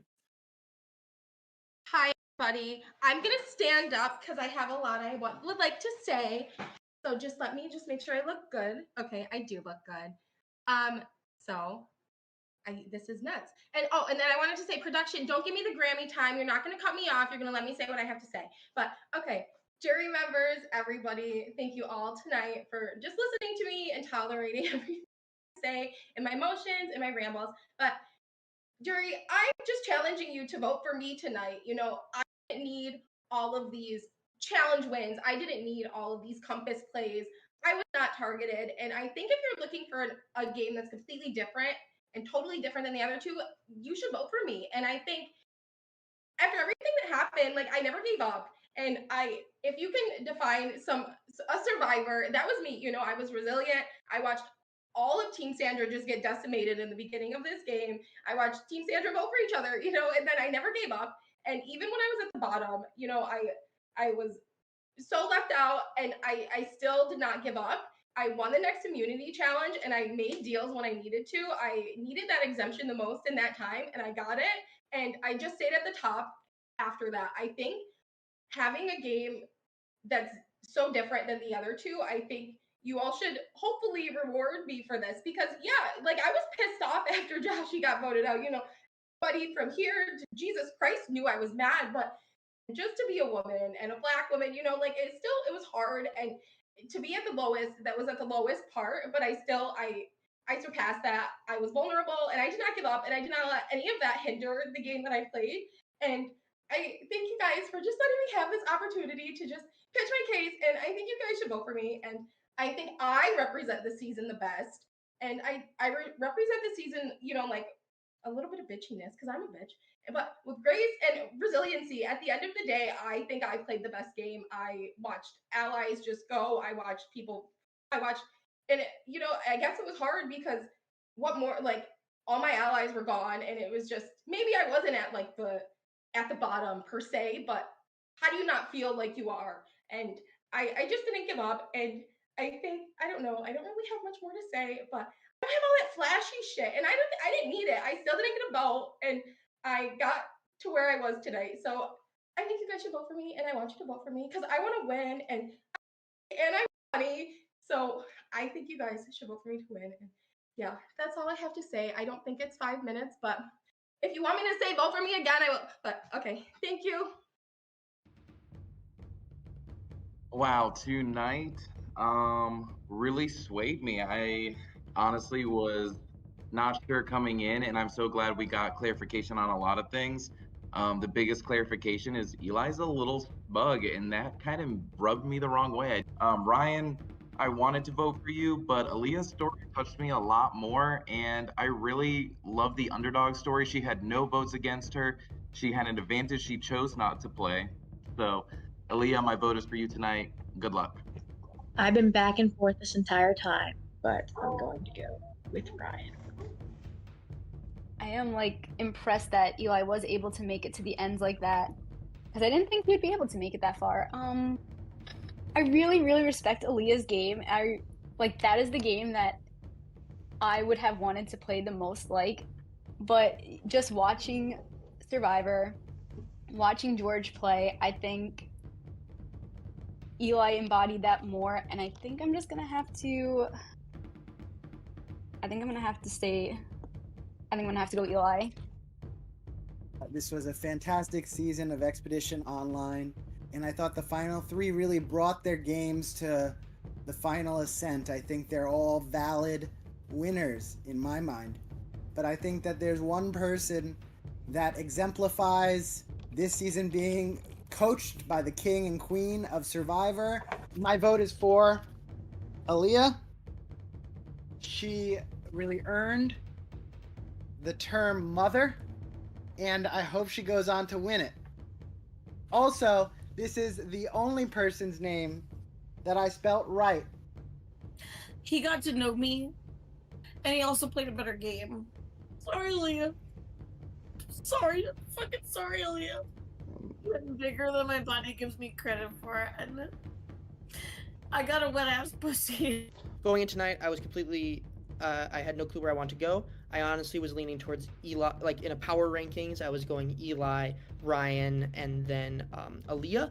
But everyone showed out tonight. At the end of the day, I think what's putting me over the edge was Ryan's activity and votes, and I think he played not maybe a quiet game, but he played probably a mix of both either Eli's and Aaliyah's game, and I just think he played overall the best. So my vote is Ryan's. Hopefully this is for you to win or get it tied with someone. So I'm rooting for you, man. You're the best. This has been a hard decision, but my vote is going to someone who really gave a great opening speech and backed it up with every question. So my vote to win is to Eli. I feel really strongly that both Eli and Aaliyah played very different games, but they both really, if I could give two winners, it would be both of them. But when I listened tonight and I listened to how people talked about themselves and talked about their game, I thought about a little bit about who sounded more like they were manipulating a system and who I wanted to embody a winner. I actually surprised myself, and all right, I'm voting for Aaliyah. All right, everyone. The votes are in. If you watch Expedition Online, you know what I'm about to tell you. We do not read the votes right away. We usually read the votes after we've done everything. We do it live at the finale when we premiere our episode. With that said, it's been a fun season, so let's just go ahead and read them anyways. Our first vote is for Aaliyah. Our second vote is for Eli. Our third vote is for Ryan. Our fourth vote is for Ryan. Fifth vote is for Eli. Sixth vote is for Aaliyah. We have a three-way tie at 2 votes. We have 8 in total. Seventh vote is for Eli. The 8th and final vote was for Aaliyah. In an Expedition Online first, we have a tie here at the final Ascent. And we like to mirror our favorite game as much as we can. So any of you who know what I'm talking about knows exactly what's about to happen right now. Ryan, tough situation, 2 votes tonight. You have the power right now. Could you please join me in the voting booth immediately? Yeah, obviously not the hoped for outcome. That was a tough final, but I think ultimately I would be a hypocrite not to vote for the game that I was arguing more directly against, the game that I felt was a little bit more public, a little bit more involved. I don't find much merit in a game that is just survival. I want a winner that had their mark on the season as a whole, and a winner that represents the hard work that all of us put off and the actions that all of us took. So ultimately, I'm going to vote for Eli to win Expedition Online Uluru.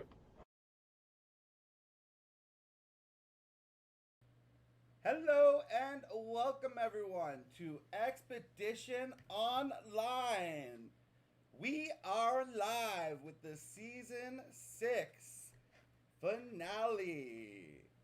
I have Team Sandra versus Team George, King versus Queen, as the game ended up being.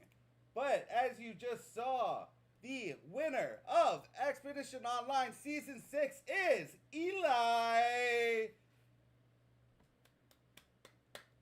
Congrats, Eli. Tight vote. I mean, 3-3-2, the closest vote that we've had in Expedition in the 6 seasons, all of our minis, all the way through. Eli, when it came down to that, what were your thoughts? I said I was just nervous going into it. I didn't know which way Ryan would go. Like I feel like every day, like on Tuesday, I'd think, oh, well, Ryan's gonna vote for me, but then Wednesday, I think like, oh, I probably was a little too harsh at the final Ascent, so maybe he won't. But no, having it go this tight at the end, I think like not only does it make it more interesting for fans, like you see them in the comments being like, holy shit, it's a 3-3-2. But I also just think like for Aaliyah and I, while it was stressful, it was also like very fun. The last few like 8 months, we've just been like, yeah, it's probably me. And then she gets back, she's like, nah, it's definitely me. So just like we're going after each other. It's fun. I liked it. Yeah, it must have been an interesting vibe. Leah, what were your? I asked you about your thoughts about Ryan and whether or not you thought you were getting his vote.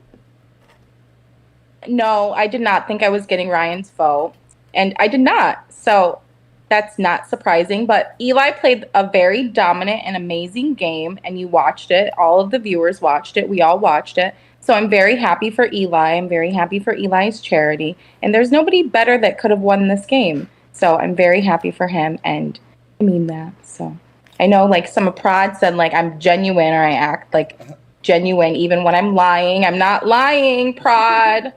So congrats, Eli. Very happy for you. Awesome. We want to hear from Ryan as well.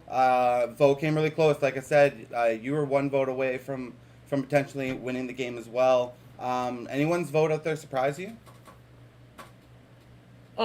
Yeah, I mean, again, this is a game of perception. I feel like I had said that for a few of the votes, and other people commented on that as well. And I made decisions around those perceptions, and obviously can't speak on other people's.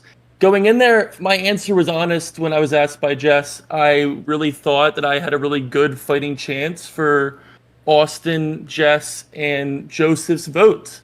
I think Joshy, Courtney, and Kara's were ones that I was more confident where they were going. But I can only speak on what I know and what I believe. So to say I'm surprised by any of the three of them, no. They saw a different game than I did. They have different values in their games, and I can't criticize them for that. But yeah. Yeah, it was definitely an extremely tight vote. Like I said, it was an amazing final Ascent. Definitely could have swayed anyway. And yeah, Eli coming out with the big win. Just wanted to look at the final totals that we have for the donations for the season is $3,500. So thank you to everyone who's donated, and thank you to the players for all your efforts in raising that money. You can still donate until the end of the day, so any fans out there want to contribute to that pot, you do have till the end of today to do so. So that money is going to be split between Eli's charity, which is the McDonald's Foundation out in South Tampa. Eli, jump in, help me out. Yeah, Central Florida. It's Central like Florida. yeah. Awesome. So I believe around a third of the pot is going to go to you, and then the other portions being split, being donated to the same charity, but bigger portion being donated on behalf of George, the team captain for Eli. Eli, did you have any conversations with George throughout the season at all? Did he give you any advice? Maybe knock you down a peg at any point? So I love George, and I wanted to like play the game similar to him, like, you know what I mean? But I would reach out to George and I would get like maybe a thumbs up reaction or no answer. And so whenever it came to Thomas and we heard like, yeah, like Thomas and George are working together or whatever, even though it didn't turn out to be true, I was like, damn, like he's giving me thumbs up and Thomas is getting like the full 411. So no, George, I think George might have been he was probably rooting for Aaliyah at the end here too, so. Awesome. Did anyone else have any other interactions with the coach throughout the season that they want to touch on? Ryan? I thought it was funny that a lot of Team George, I think some of us talked after, and most of the time, George, the only thing he said was, "Don't trust Eli." You threw Eli under the bus the whole game. That was a lot of what I was hearing too. That George was a little bit anti-Eli at a certain point. It was good then that I won my first immunity win was when he was hosting the challenge, so I was happy then to just like rub it back in his face a little. For sure. Yeah, Courtney? On my side, the biggest time that that she talked to me was when Kristen got voted out. Who's not here right now. Yeah. And she was like, she texted me like at 6 a.m. in the morning and said, "You know what? I just heard that Kristen got voted out and I'm really sad about it. And I want you to make sure that you take revenge against whoever was responsible for that." Oh. And so I did. And I made it like a whole thing because of the fact that she was like, "That is what you need to do. Right now." Yeah. Kristen, was also so a big upset. supporter of Gig Kids the Kristen World. was fighting for her charity, for Sandra's charity. Yeah, Yeah. for sure. That was the biggest part that I had like of interaction with Sandra was when Kristen got voted out. We were all really sad about that. Yeah. Really, They're great. They're great team captains, and having Team George come really in were. and do the challenge with us was a whole lot of fun. And we're hoping maybe see them in a little bit. But before we get to that, I want to talk a little bit about the twists that we had this season. It was a very twist-heavy season, and surviving some of those was very difficult, and ultimately was a couple of your downfalls. Does anyone want to touch on that? I'm looking over at Kara, who's already got a big smile on her face. We're gonna go to you first, Kara. How'd you feel about your twist there, and did you find it funny? No, I did not enjoy the boomerang twist. I did not think it was fair, but you know, it was an interesting way to go out, and I feel like me and Joshy have now bonded over going out this way, so it kept it fun, but unfair. And then Annie, you had a pretty epic downfall as well. You want to talk a little bit about yours and maybe some of the other players' decisions to not save you in that spot? I mean, it was a hard twist, but also me having my friends over doing that probably wasn't the best for my game because I wasn't locked in. Like, Can't lose sight. I could have locked in more. But like, it was a hard twist. Yeah. Mm-hmm.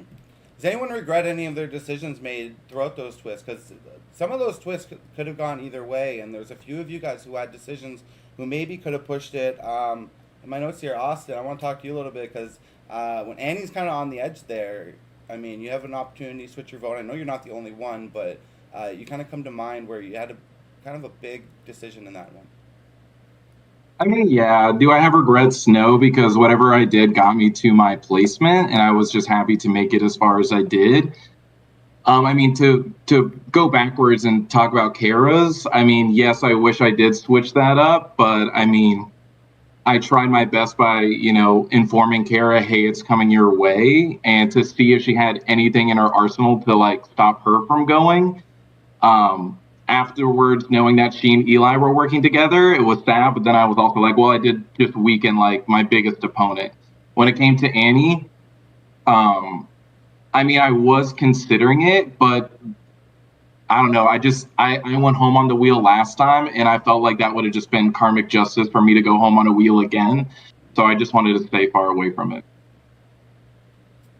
I mean, that's a fair argument for sure. You definitely don't want to leave things up to chance. I mean, there's a lot of chance elements throughout this game, anyways. But to kind of force it upon yourself is a big move or a big risk. So definitely don't fault you in that sense in any way. Is there anyone else who kind of wants to step in on that topic before I move off of it a little bit? Jokes. Yeah. I honestly regret not sending everyone to the wheel. I think that would have been fun, and I was so close to doing it as well because I felt like the writing was just on the wall for me, and at that point I was just kind of like throwing shit to see what would stick, and it might have gotten rid of someone like Ryan or Austin or Eli. It really could have. I mean, that could have changed the game. So that's something I kind of do regret just because I think it would have been fun. Obviously not for the person that it hit, but it would have just like dialed this season up to like 11 of just the tomfoolery that had already happened, and it would have been just like a cherry on top, I think. Oh yeah, I know just the threat of it had me at like the edge of my seat, like, oh my god, it's gonna happen, it's not gonna happen.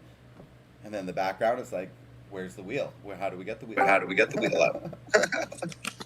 I can hear myself. I can hear myself. So someone just jumped in. Just doing that to me, but doing that's that okay. to me, but Hey, that's look okay. what we got. Look what we got. We have Queen Sandra, captain for this season. I know George is And there your somewhere. favorite faithful if you were watching the Traitors. Absolutely. Absolutely. Hello. Hi, George. There we go. We've got George with us as well. Thank you so much for joining us. George, winner of season 6 Expedition Online as the coach. As Eli was just announced the winner. What are your thoughts on that? Very exciting. Congrats to Eli. This echo, I'm sorry, I don't know what's going on. Yes, there is an echo. I'm trying to find it at the moment. Yeah, George, winner of season 6. What are your thoughts on that? I just think Sandra and I picked really randomly, if I'm going to be honest. But I'm very pleased for Eli. I met Eli when he came to Orlando, and Eli, I'm very sorry I accidentally told you won then. It definitely didn't happen. He told me I won, and then as soon as I asked, I was like, wait. And then they were like, no, he doesn't really know, so it's all good. No, there's only 3 people who know before. But, Sandra, what were your thoughts? I mean, you had Aaliyah in the final. I don't know how much you caught of the finale there, but it ended up being a 3-way tie. It ended up being a 3-3-2 vote at the end. And then Well, I Ryan definitely broke want the to vote congratulate for Aaliyah for making it as far as she did. Pat yourself on the back. It's not easy, especially with these orgs, to play and even get as far as you did. So my hat's off to you. Eli, you were a huge competitor, and congratulations to you. Congratulations to King George's team. I know you guys tried hard, and of course, you were up against the Queen's army, and they were fighting tooth and nail. to stay in the game. But congratulations to all of you. It's not easy to give up, your time every single day and be there and then play a game that you love to play. A lot of times I wish I could get on these orgs and just play, play, play, but I can't. Life happens, but you guys were dedicated. So, my hat's off to all of you for participating and giving it your all. Yeah, absolutely. I mean, it's a grueling battle, right? And the strategic part of the game is still there. Sandra, I know you've played a couple like mini formats of the game. What are your thoughts about the translation of like the strategy part? When they allow me to get deep into the game, I love it, and it makes me feel good to have to think outside the box and like, how do I stay in the game with them knowing who I am? For the most part, that never happens because I go fairly quick. That's why I refuse to do these anymore. Wow. If I'm gonna be honest, it would only work for me if I could come in as like a mass singer or something, like where no one knew who the hell I was. Ooh, the circle. And my voice was muffled because even my voice gives me away. But it's not easy because a lot of people have connections, and then of course there's rule breaking. I'm big on rule breaking. I try to break them every chance I get. And we chat outside and do things we're not supposed to do and try to figure stuff out and get ourselves to the end. But I applaud you all. That's just me letting you know how I feel about orgs because they never pan out for me. Well, that's too bad. I can definitely see. I mean, you are definitely a threat, and I mean they'd not be really good players to keep you around for too long. But I guess that becomes the double-edged sword of being so successful. George, have you ever played in any of the orgs at any point? I did back in the day. Oh, really? So yes, I did. Probably when I was a teenager. I put a little bit about this in my book. But it was back in like old forum days. It wasn't this technical, and I know sometimes a lot older than I am, not knowing how to use this Discord thing. But that it is what it is. But there's this guy called Dr. Stan. I don't know if you people know him. Yep, one of you is nodding. So I apparently used to work with him all the time. Every time I used to play, and then he came to Australia. And then I was meant to meet him in the city, but I couldn't be bothered going. I'm like, just come to Bankstown. There's a rooftop bar, and he did. And we were drinking for like 4 or 5 hours. And he's like, do you remember what we did in the orgs? I was like, no, to be honest with you. And he pulled up my email, which is still the same from when I was probably like 14 or 15. And then what I used to do is I used to copy paste conversations from MSN and then email it to him so he could know what was going on. And I was like, wow, that feels like a real George thing to do back in the day. So yeah, not recently. I probably don't have the time to do it, but yeah, having suffered through Survivor 46 on my 11-week tour with Johnny Fairplay, I'm sure there's a lot of people that do play orgs that would make a lot better TV show than the turd we were served up from 46. So Keep going, guys. That's my only message for you. Definitely, yeah, I've definitely come across some characters. See, I'll say that because Sandra might think she's playing season 50, but I've got the liberty to say that. I don't even think they're going to call me. I'm getting too old for this crap. I really am. If you guys see me out there, quote me on this. They had to pay me real freaking good. I just want to make easy money. I just want to go to the castle, be there for 11 days, and get me a nice check. That's all I want to do. I don't have to starve. I don't have to be miserable, and I can make good money. So I'll stay with Traitors. You were fun to watch on Traitors. George, hopefully we'll see you on some of those other shows. Are you interested in any of those, or do you not have time for that anymore? I would love, if they pay good, I'm all for it. Like, sign me the hell up. That's, Is someone here a casting producer? It's like, is Sandra pitching her price? Not that I know. It's like, I'll go cheaper than Sandra. Hey, there we go. I just want to say, I know Tony's going to be on the next season of Traitors. I know that for sure. So Tony, your favorite. My thing about that is that Tony was asked for the first season and he said no. People don't know that Tony hates to fly. It would be a miracle if he's out there. I'm not discounting that. But Tony, for real, give me a Bible, I'll put my hand on it. Tony is horrible when it comes to catching flights. You know, we spent 23 or 24 Is he days with him in really? Vietnam, and every 3 to 4 days we had to fly out of a different city, and they just kept moving us around.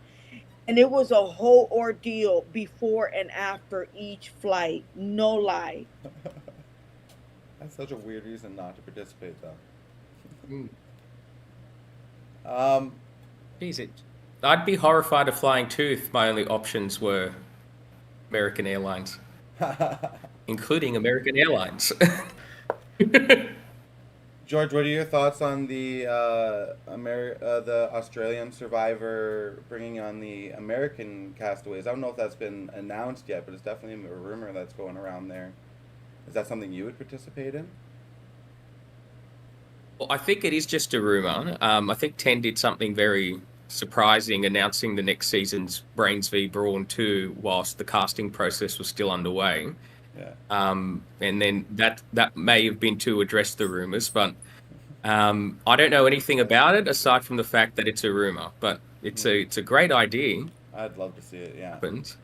Also, how much money did we raise for charity? Isn't that the main thing? You guys weren't here when I announced that. Yeah, so we've already raised just under $3,500 for the charities. Oh, that's great. Partially Actually, split a good between. effort. Yes. Yeah. So a large portion will go to Give Kids the World, as both George and Sandra's portions will be going there, and then the other portion will be going to Eli's charity, which is the McDonald's Foundation of Central Florida. So very happy to be donating to those three charities. Again, people can still donate until the end of the day, so we're hoping to add on to that as much as we can. But yeah, very happy to get those donations. Very happy to the players and both Sandra and George for participating to bring that in. Now, George, I know that you were kind of ragging on Eli a little bit. Was that purposeful? Throughout the season? What do you mean? When was this? Well, we just heard from that. You mentioned to a couple players that Eli was a bit of a threat. Probably in one of those times that they you should have listened to me. They really should have. I don't know if you remember from the audition videos, but you actually did mention that Eli was kind of a big threat. Do you remember that at all? Do you remember seeing that?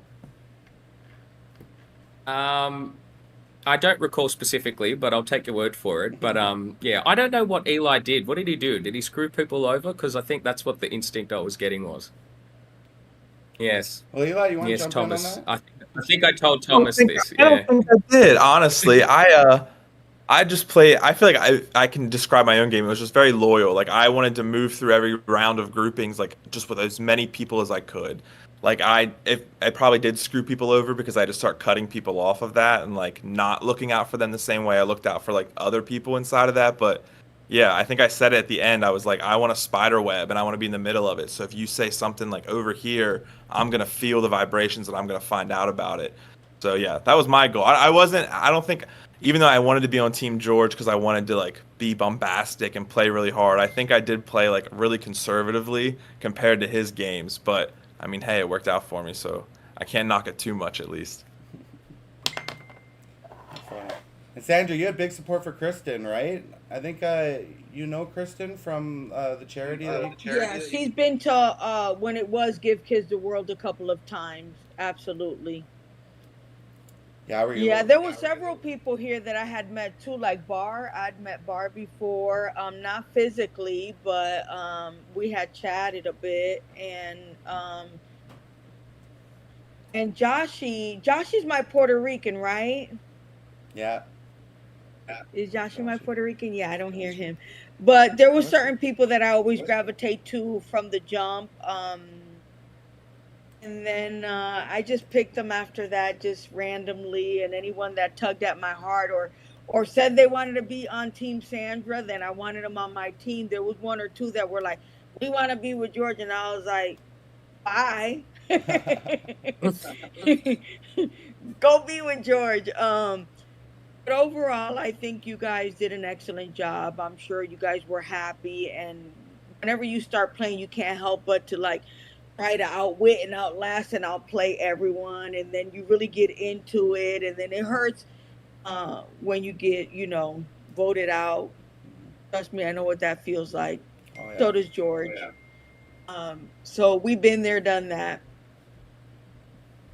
Yeah, we definitely had some of that. I mean, there were some big blindsides in this season, for sure. So, yeah, and definitely, I mean, when you put in this much time and effort, and if you're a real competitor and gamer, if you're not a little upset when you lose, then you weren't really trying that hard.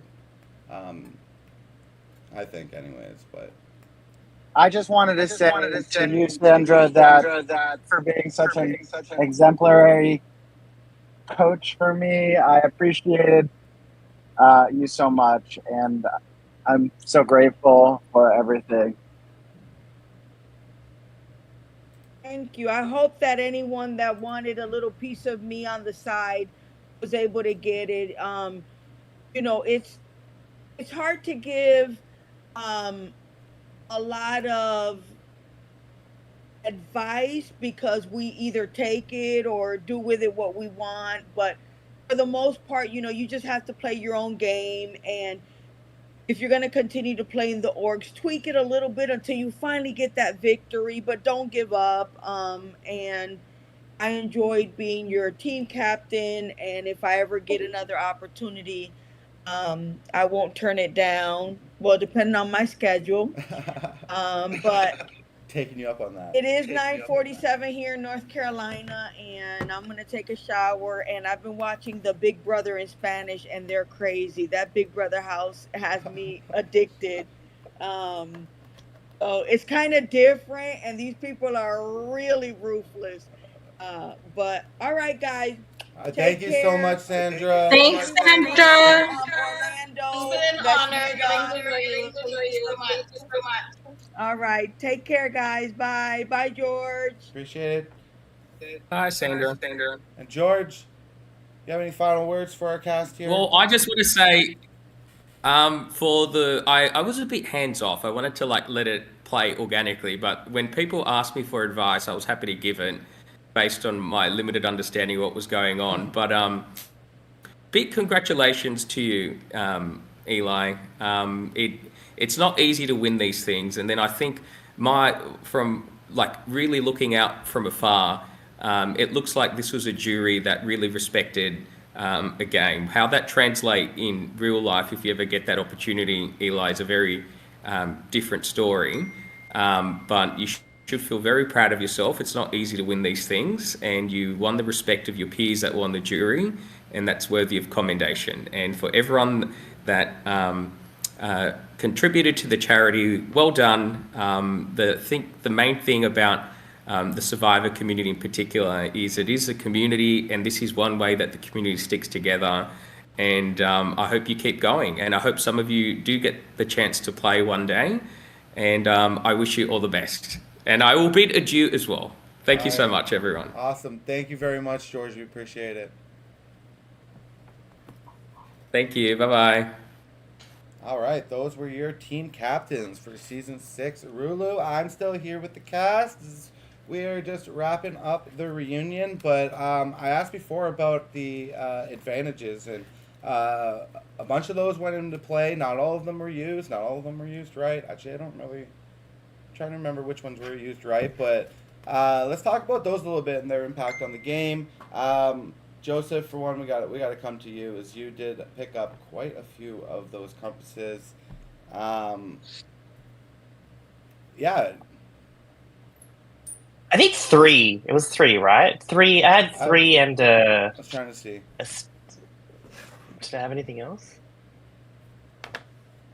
You had a steal a vote. The steal a vote, yes. Yeah, let's talk about those compasses. They did make you end up turning you into a bit of a threat. I mean, you ended up using them, finding it. Was that kind of your strategy? It was just kind of just let people know you might have it, but just get rid of it as soon as you could? Not necessarily. Like the first one, I kept entirely to myself. Well, Thomas knew about it, but I felt like that was in the vault between us, and that wasn't going anywhere. And we parted ways. I think the day after I found it, and he knew about it, and we never really reconnected on the same team. So it never really. I felt like I was in danger of people finding out about it because I trusted Thomas wouldn't tell anyone, and I kept that to myself, and I'm glad I did because I used it at the supremely right time. But then it kind of, I guess, snowballed for me, and I felt like there was the option to not look, but that meant somebody else might get it, and there was sometimes like the one with the ace cards, and it was in the challenge video, and it was just funny because I found it within like 5 minutes, and everyone was looking for like a good 2 hours, and it was just kind of funny to see everyone flounder like it's so obvious. But I wasted that one, and I think I actually regret not playing it for Rocky, because I even said in that at that rendezvous, "Oh, I definitely don't need this, but I'm going to play it anyway because people know I have it." And I could have put it to better use because I thought the chance of me getting votes of that was just unlikely based on all the conversations that had happened. And then the last one, when I used that, I had a feeling because I was chucking hinky votes all season, starting with Kara in the first vote. I was going to go out. It would be poetic for me to go out on the hinky vote on that lowest common denominator vote round, whatever you want to call it. So I decided to play that because I didn't want Karma's a bitch. I should have known better. Sorry. I didn't want that to happen, and it did. And it was bloody Ryan that did it. Thanks. Yeah, I mean that's the trouble with the So advantages. At some point, like, Yeah. when you start really needing them, then it's almost like it's a little too late. Ryan, you It was also fun. you Yeah. found yourself with some advantages later on in the game. How do you think those were able to catapult you to the end? Do you think you got enough credit in the final three for having found those advantages? No, I think there was more to my game beyond the advantages. I think those are a small piece to what I was hoping to get credit for. But I don't know. I held on for those. I held on to those for a while. Like I had them in the late game, but I got them in the early game, and I was happy to have had the read through the entire rendezvous to not have to use that. But ultimately, no. Like I said, I think. Sorry, I like lost for the direction of this question. Yeah, I was happy to have sat on them. I think that I made it clear to the jury that using them in the 2 votes where I was being targeted, there were attempts to kind of undermine me, shows so much more towards the reflection of those. That's the only reason I made the comment that even about how I thought I played Joseph's game a little bit beyond how Joseph played. It was just about those advantages. I think that's kind of the split line in terms of how those were played this season. But no, they were fun. I got to claim one publicly, and then Joshy say the phrase 2 rounds later, and nobody realized that I said it. So they were fun little scavenger hunts for me, and I was glad to have 2 souvenirs through most of this. Yeah, that's awesome. Next up, I want to go actually to our pre-jury, who mostly were after a few weeks, were kind of viewers as far as the merge in the latter part of this game. So, Tom, Megan, I kind of want to look to you guys on your thoughts on how things played out. Were you guys surprised by the final 3 at all? Or yeah, why don't you jump on and chime in for me here? Sure, yeah. I'll chime in here. I was able to watch as a spectator starting from, I want to say, final 9 on, but maybe Ahmad can correct that. So I got to watch the challenges and the tribal council sort of play out in real time, and I'm not surprised by this final 3 at all. I think they all played great games. If I had been there at the end, Ryan, buddy, you would have had my vote since we were together for pretty much the entirety of my game there.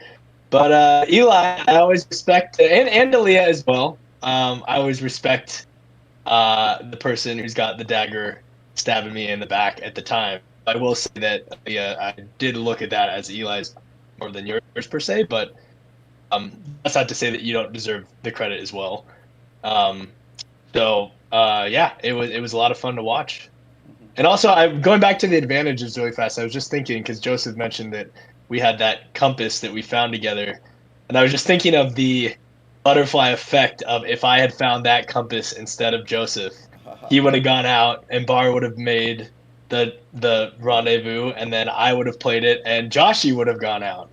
So things could have looked a little different, and I'm curious if anyone else has any thoughts on changes that could have been made would have radically altered how this jury looks.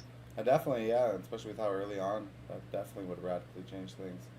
No, Thomas, I remember you telling me too that you got told you found the Chicago one, I think 5 seconds after I claimed it on the other tribe. So me jokingly to my tribe saying, screw Thomas, I'm happy to be away from him, and then accidentally screwing Thomas from cross tribes with a 5-second difference. Some of those Made me were feel really close. Yeah, they were we've gotten lunch, and I've made up and apologized for it at this point with Thomas. But that's good to hear. Megan, how about you? How about watching the episodes back? What were your thoughts? Yeah.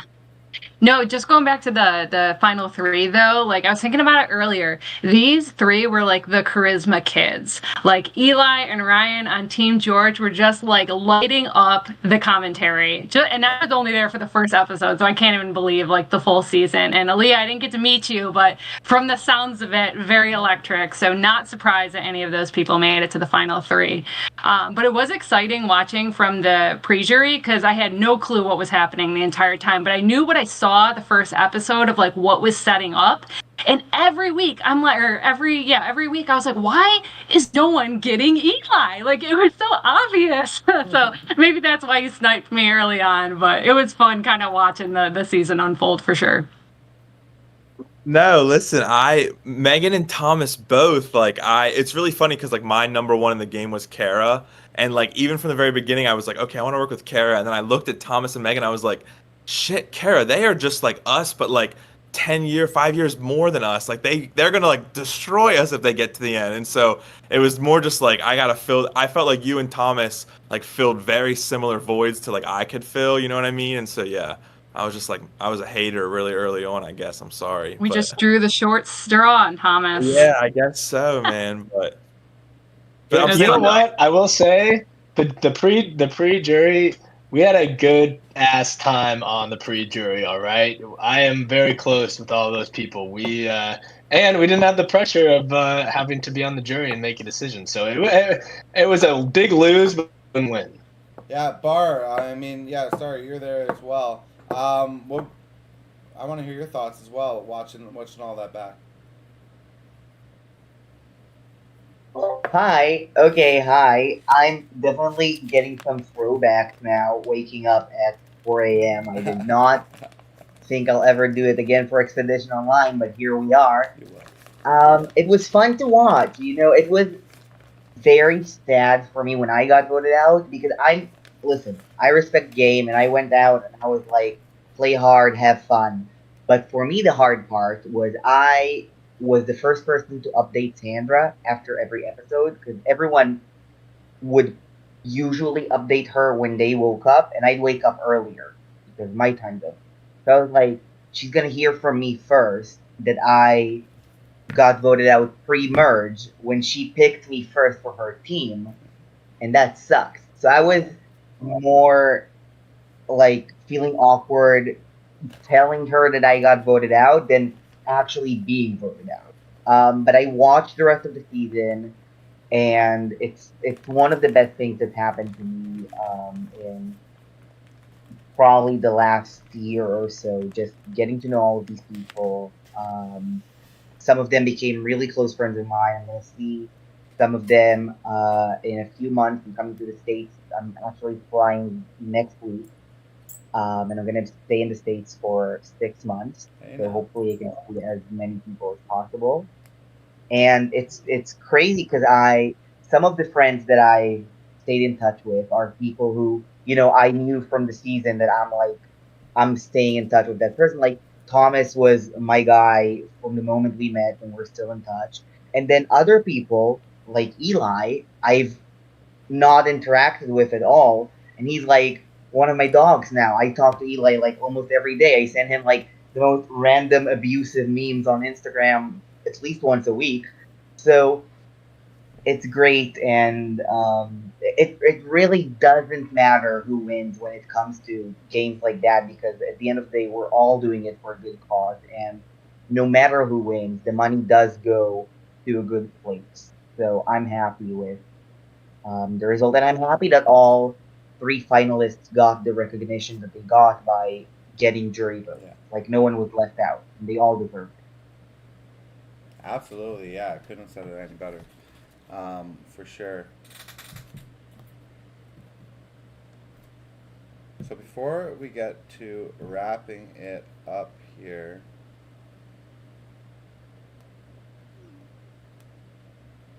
the last thing they want me to ask about here is the cranberries.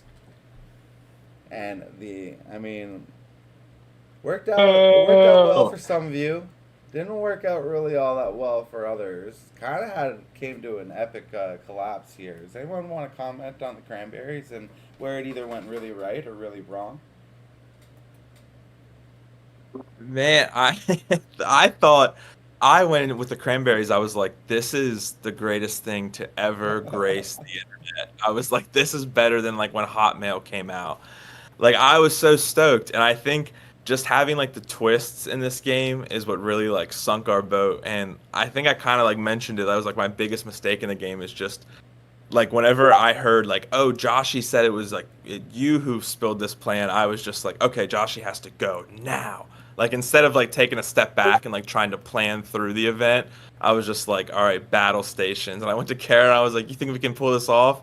And Kara was like my right hand man. She was like, let's do it. Like we're in there. And so we just went for Joshy and it just backfired big. But yeah, the But twist. Joshy didn't blow up the cranberries, did he? No, that's but not what I'm saying. that's what I'm saying. I only had like 10 seconds, and I just said, "All right, Joshy, it's on." But yeah, big mistake there, as Q from season 46 would say. For those who might not be familiar, so the cranberries started up in one of the split up tribes, or tribes. Look at me, one of the split parties, and you guys actually used the group party chat better than any other group that I've seen, where pretty much mapped out the plan for the rest of the game, and we're holding to it pretty well for a while. Jess, what happened with the cranberries? I know you're in there. We haven't heard much from you. I wanna hear your thoughts on the cranberries and why it didn't necessarily work out for you. Well, it was a difficult position because my loyalty to Ryan and Austin was very strong. And I wanted to try to see if I could finagle some way of taking Eli and Austin and Ryan, and like, how do I make these boys like each other? Like, how do I make them work together? Because it never seemed to want to go that way. Um, and my loyalty to Ryan was I went to Ryan and I told him, what was going on. And he said that like, he wasn't going to say anything to anyone. And so because someone's loyalty to me is not the same as mine to them. So, he may have been in my, top three, but I may not have been in his, and that is okay, right? So it wasn't just something that I was fully committed. I wanted to be able to make decisions as I went, and I really would have loved to use Austin and Ryan as weapons to take out other people for the people who were on the cranberries. And it worked for you, Jess. Yeah. You were able to get to final five. Absolutely. Brilliantly. Yeah. So Yeah, you could argue absolutely that the cranberries did work out, and you did have the right game plan. It just didn't quite fall into the pieces. But at final five, absolutely, very much to be proud of, as far as that's concerned. Kara didn't quite get as far for you. Do you think maybe you put too many eggs in the cranberry basket, whereas everyone else was maybe a little less loyal to it? I mean, I feel like there was so much potential there, and I didn't see a reason for any of us to flip on it because we were like a good group. Yeah, it didn't work out for me. It didn't work out for Joshy, but I don't know. I feel like the majority of us were loyal to it. At least that's what I think. Like, Except I don't know. I think we were loyal, but when we got into the rendezvous and everything, and things started coming out, that's when it all went a little crazy. Well, I mean, it wouldn't have worked out because I didn't want to be in the Cranberries ever. Okay, So, well, so it like could have by the worked out next for us vote, if we did. by the next vote, I would have flipped on the Cranberries. So it's good that you got me out when you did. Well, it wasn't a good time to get you out for me, but I think we could have done something there if we did all stay loyal. Well, it's tough when when you put that many. Although this was a very strong cast, but when you put that many strong people in the alliance, sometimes I mean it's hard to even say just turned on the alliance when you need to win the game, and if the strongest people happen to be in your alliance, those need to be the people that maybe you should be trying to get out. Jess, trying to get in there again. Go ahead. Well, I think there's like a little bit of an elephant in the room, and I'm looking at the chat, and someone's very upset with me. So I kind of just want to talk a little bit about this. I was an emotional player, for sure. And I made some poor choices throughout the game. Like sometimes I would watch things and my recollection of them was different than what was on the screen, which is weird, right? Because when you remember yourself immediately bombing out on the final challenge and just being dominated, and that's not what happened, it's like, wait a second, why do I remember it like that? Um, and it's something that I thought was really interesting in watching Survivor this last season with Ben. We watched Ben and we watched him struggle with panic attacks, and we all know what panic attacks are, and that's, kind of easy to understand, not easy to go through. And I knew before I went on this was going to be really hard for me because I am really sensitive to rejection, and I knew I wasn't going to do well with that. But I really, I had my own passions, and I think everyone understood what I was kind of going for. Um, what we kind of later found out is that it wasn't just that. It's that I was having some, I guess, trauma responses, is what it's been said, and I'm getting some extra help for that, and it's kind of changed my life for the better. So, like when people say, like, it was more than the win. It was the experience, and it really impacted your life. It definitely impacted mine. And Eli, I am sorry. I know I hurt you. Um, I'm sorry. And if I could do that again and a couple other things, I would do them differently. But I especially want to apologize to you. Yeah, for sure. Like I definitely appreciate it. I think it's it obviously like we just played a game, you know what I mean? And like I was in the exact same way where it's like I think I got like really hyped up into it, which like is normal. But yeah, no, I appreciate the apology. I think that like I said, we all just kind of got like hyped up. There's times where I think I called Joshy like a jackass once, and like Austin called me something too. You know what I mean? So it's like I think it's what makes Expedition so fun is like the way that it is so compacted, and like you get that same sort of I think like fatigue almost like people who play Survivor do because you're so invested just for like short little bursts as you can be. And so the same reasons like I like Survivors because of like the tension, the reason you get to watch people like interact and like how they handle different things. And so I think Expedition, that's why it's such a good like game to play is because like for some reason they're able to capture like those similar things that like made Survivor so successful. So it's all good, no hard feelings. I understand. Yeah, I think And everyone we'll who watch. plays these games kind of has that competitive spirit, right? Where they can kind of let it get in their heads a little bit, and especially a couple weeks go by and stuff like that. Eventually, you start to kind of get out of that mindset and you relax and chill a little bit more. But sorry, Justin, didn't mean to cut you off. But I just thought that was a great point.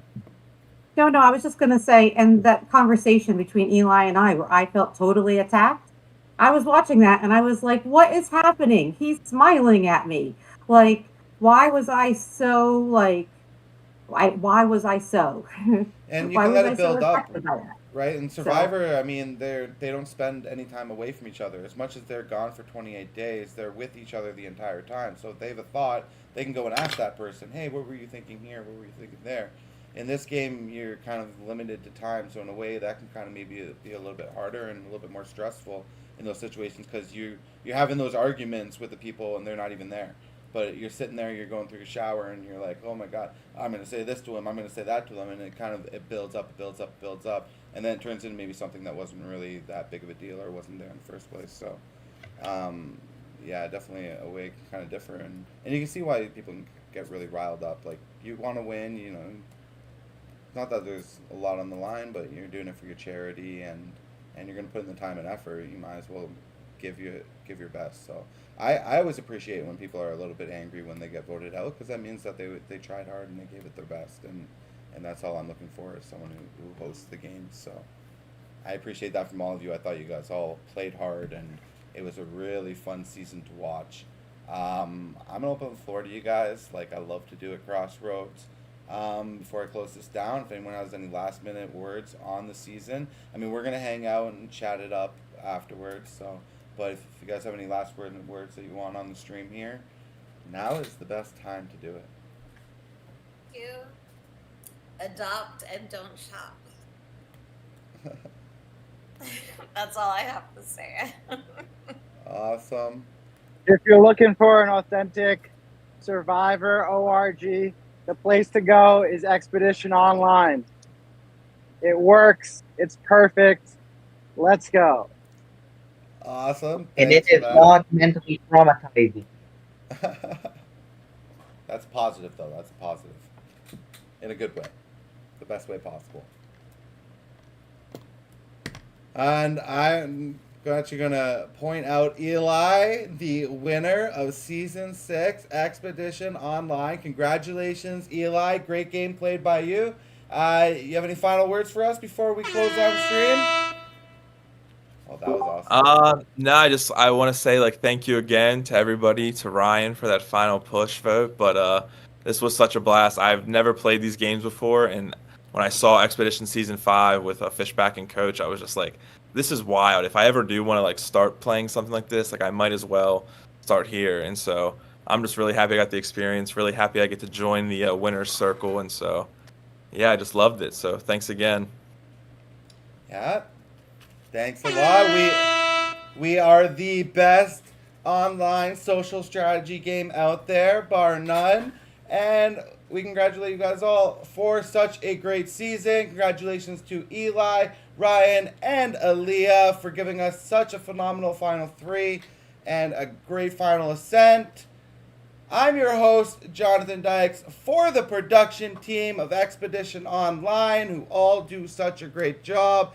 Want to single out Jess Martin and Jess Herbeck. Without them, this whole operation goes absolutely to pieces. I do far less than I get credit for being the face of this. They do absolutely everything behind the scenes, so big thank you to them. I hope all of you watching apply to play. We've got minis coming. We've got Season 7 working in the books, but definitely send us an email. Let us know you're interested in playing, and we'll put the games on as long as we get players like these coming out to play them. So, for Season 6, Expedition Online, Uluru, signing off. Have a good one. Peace.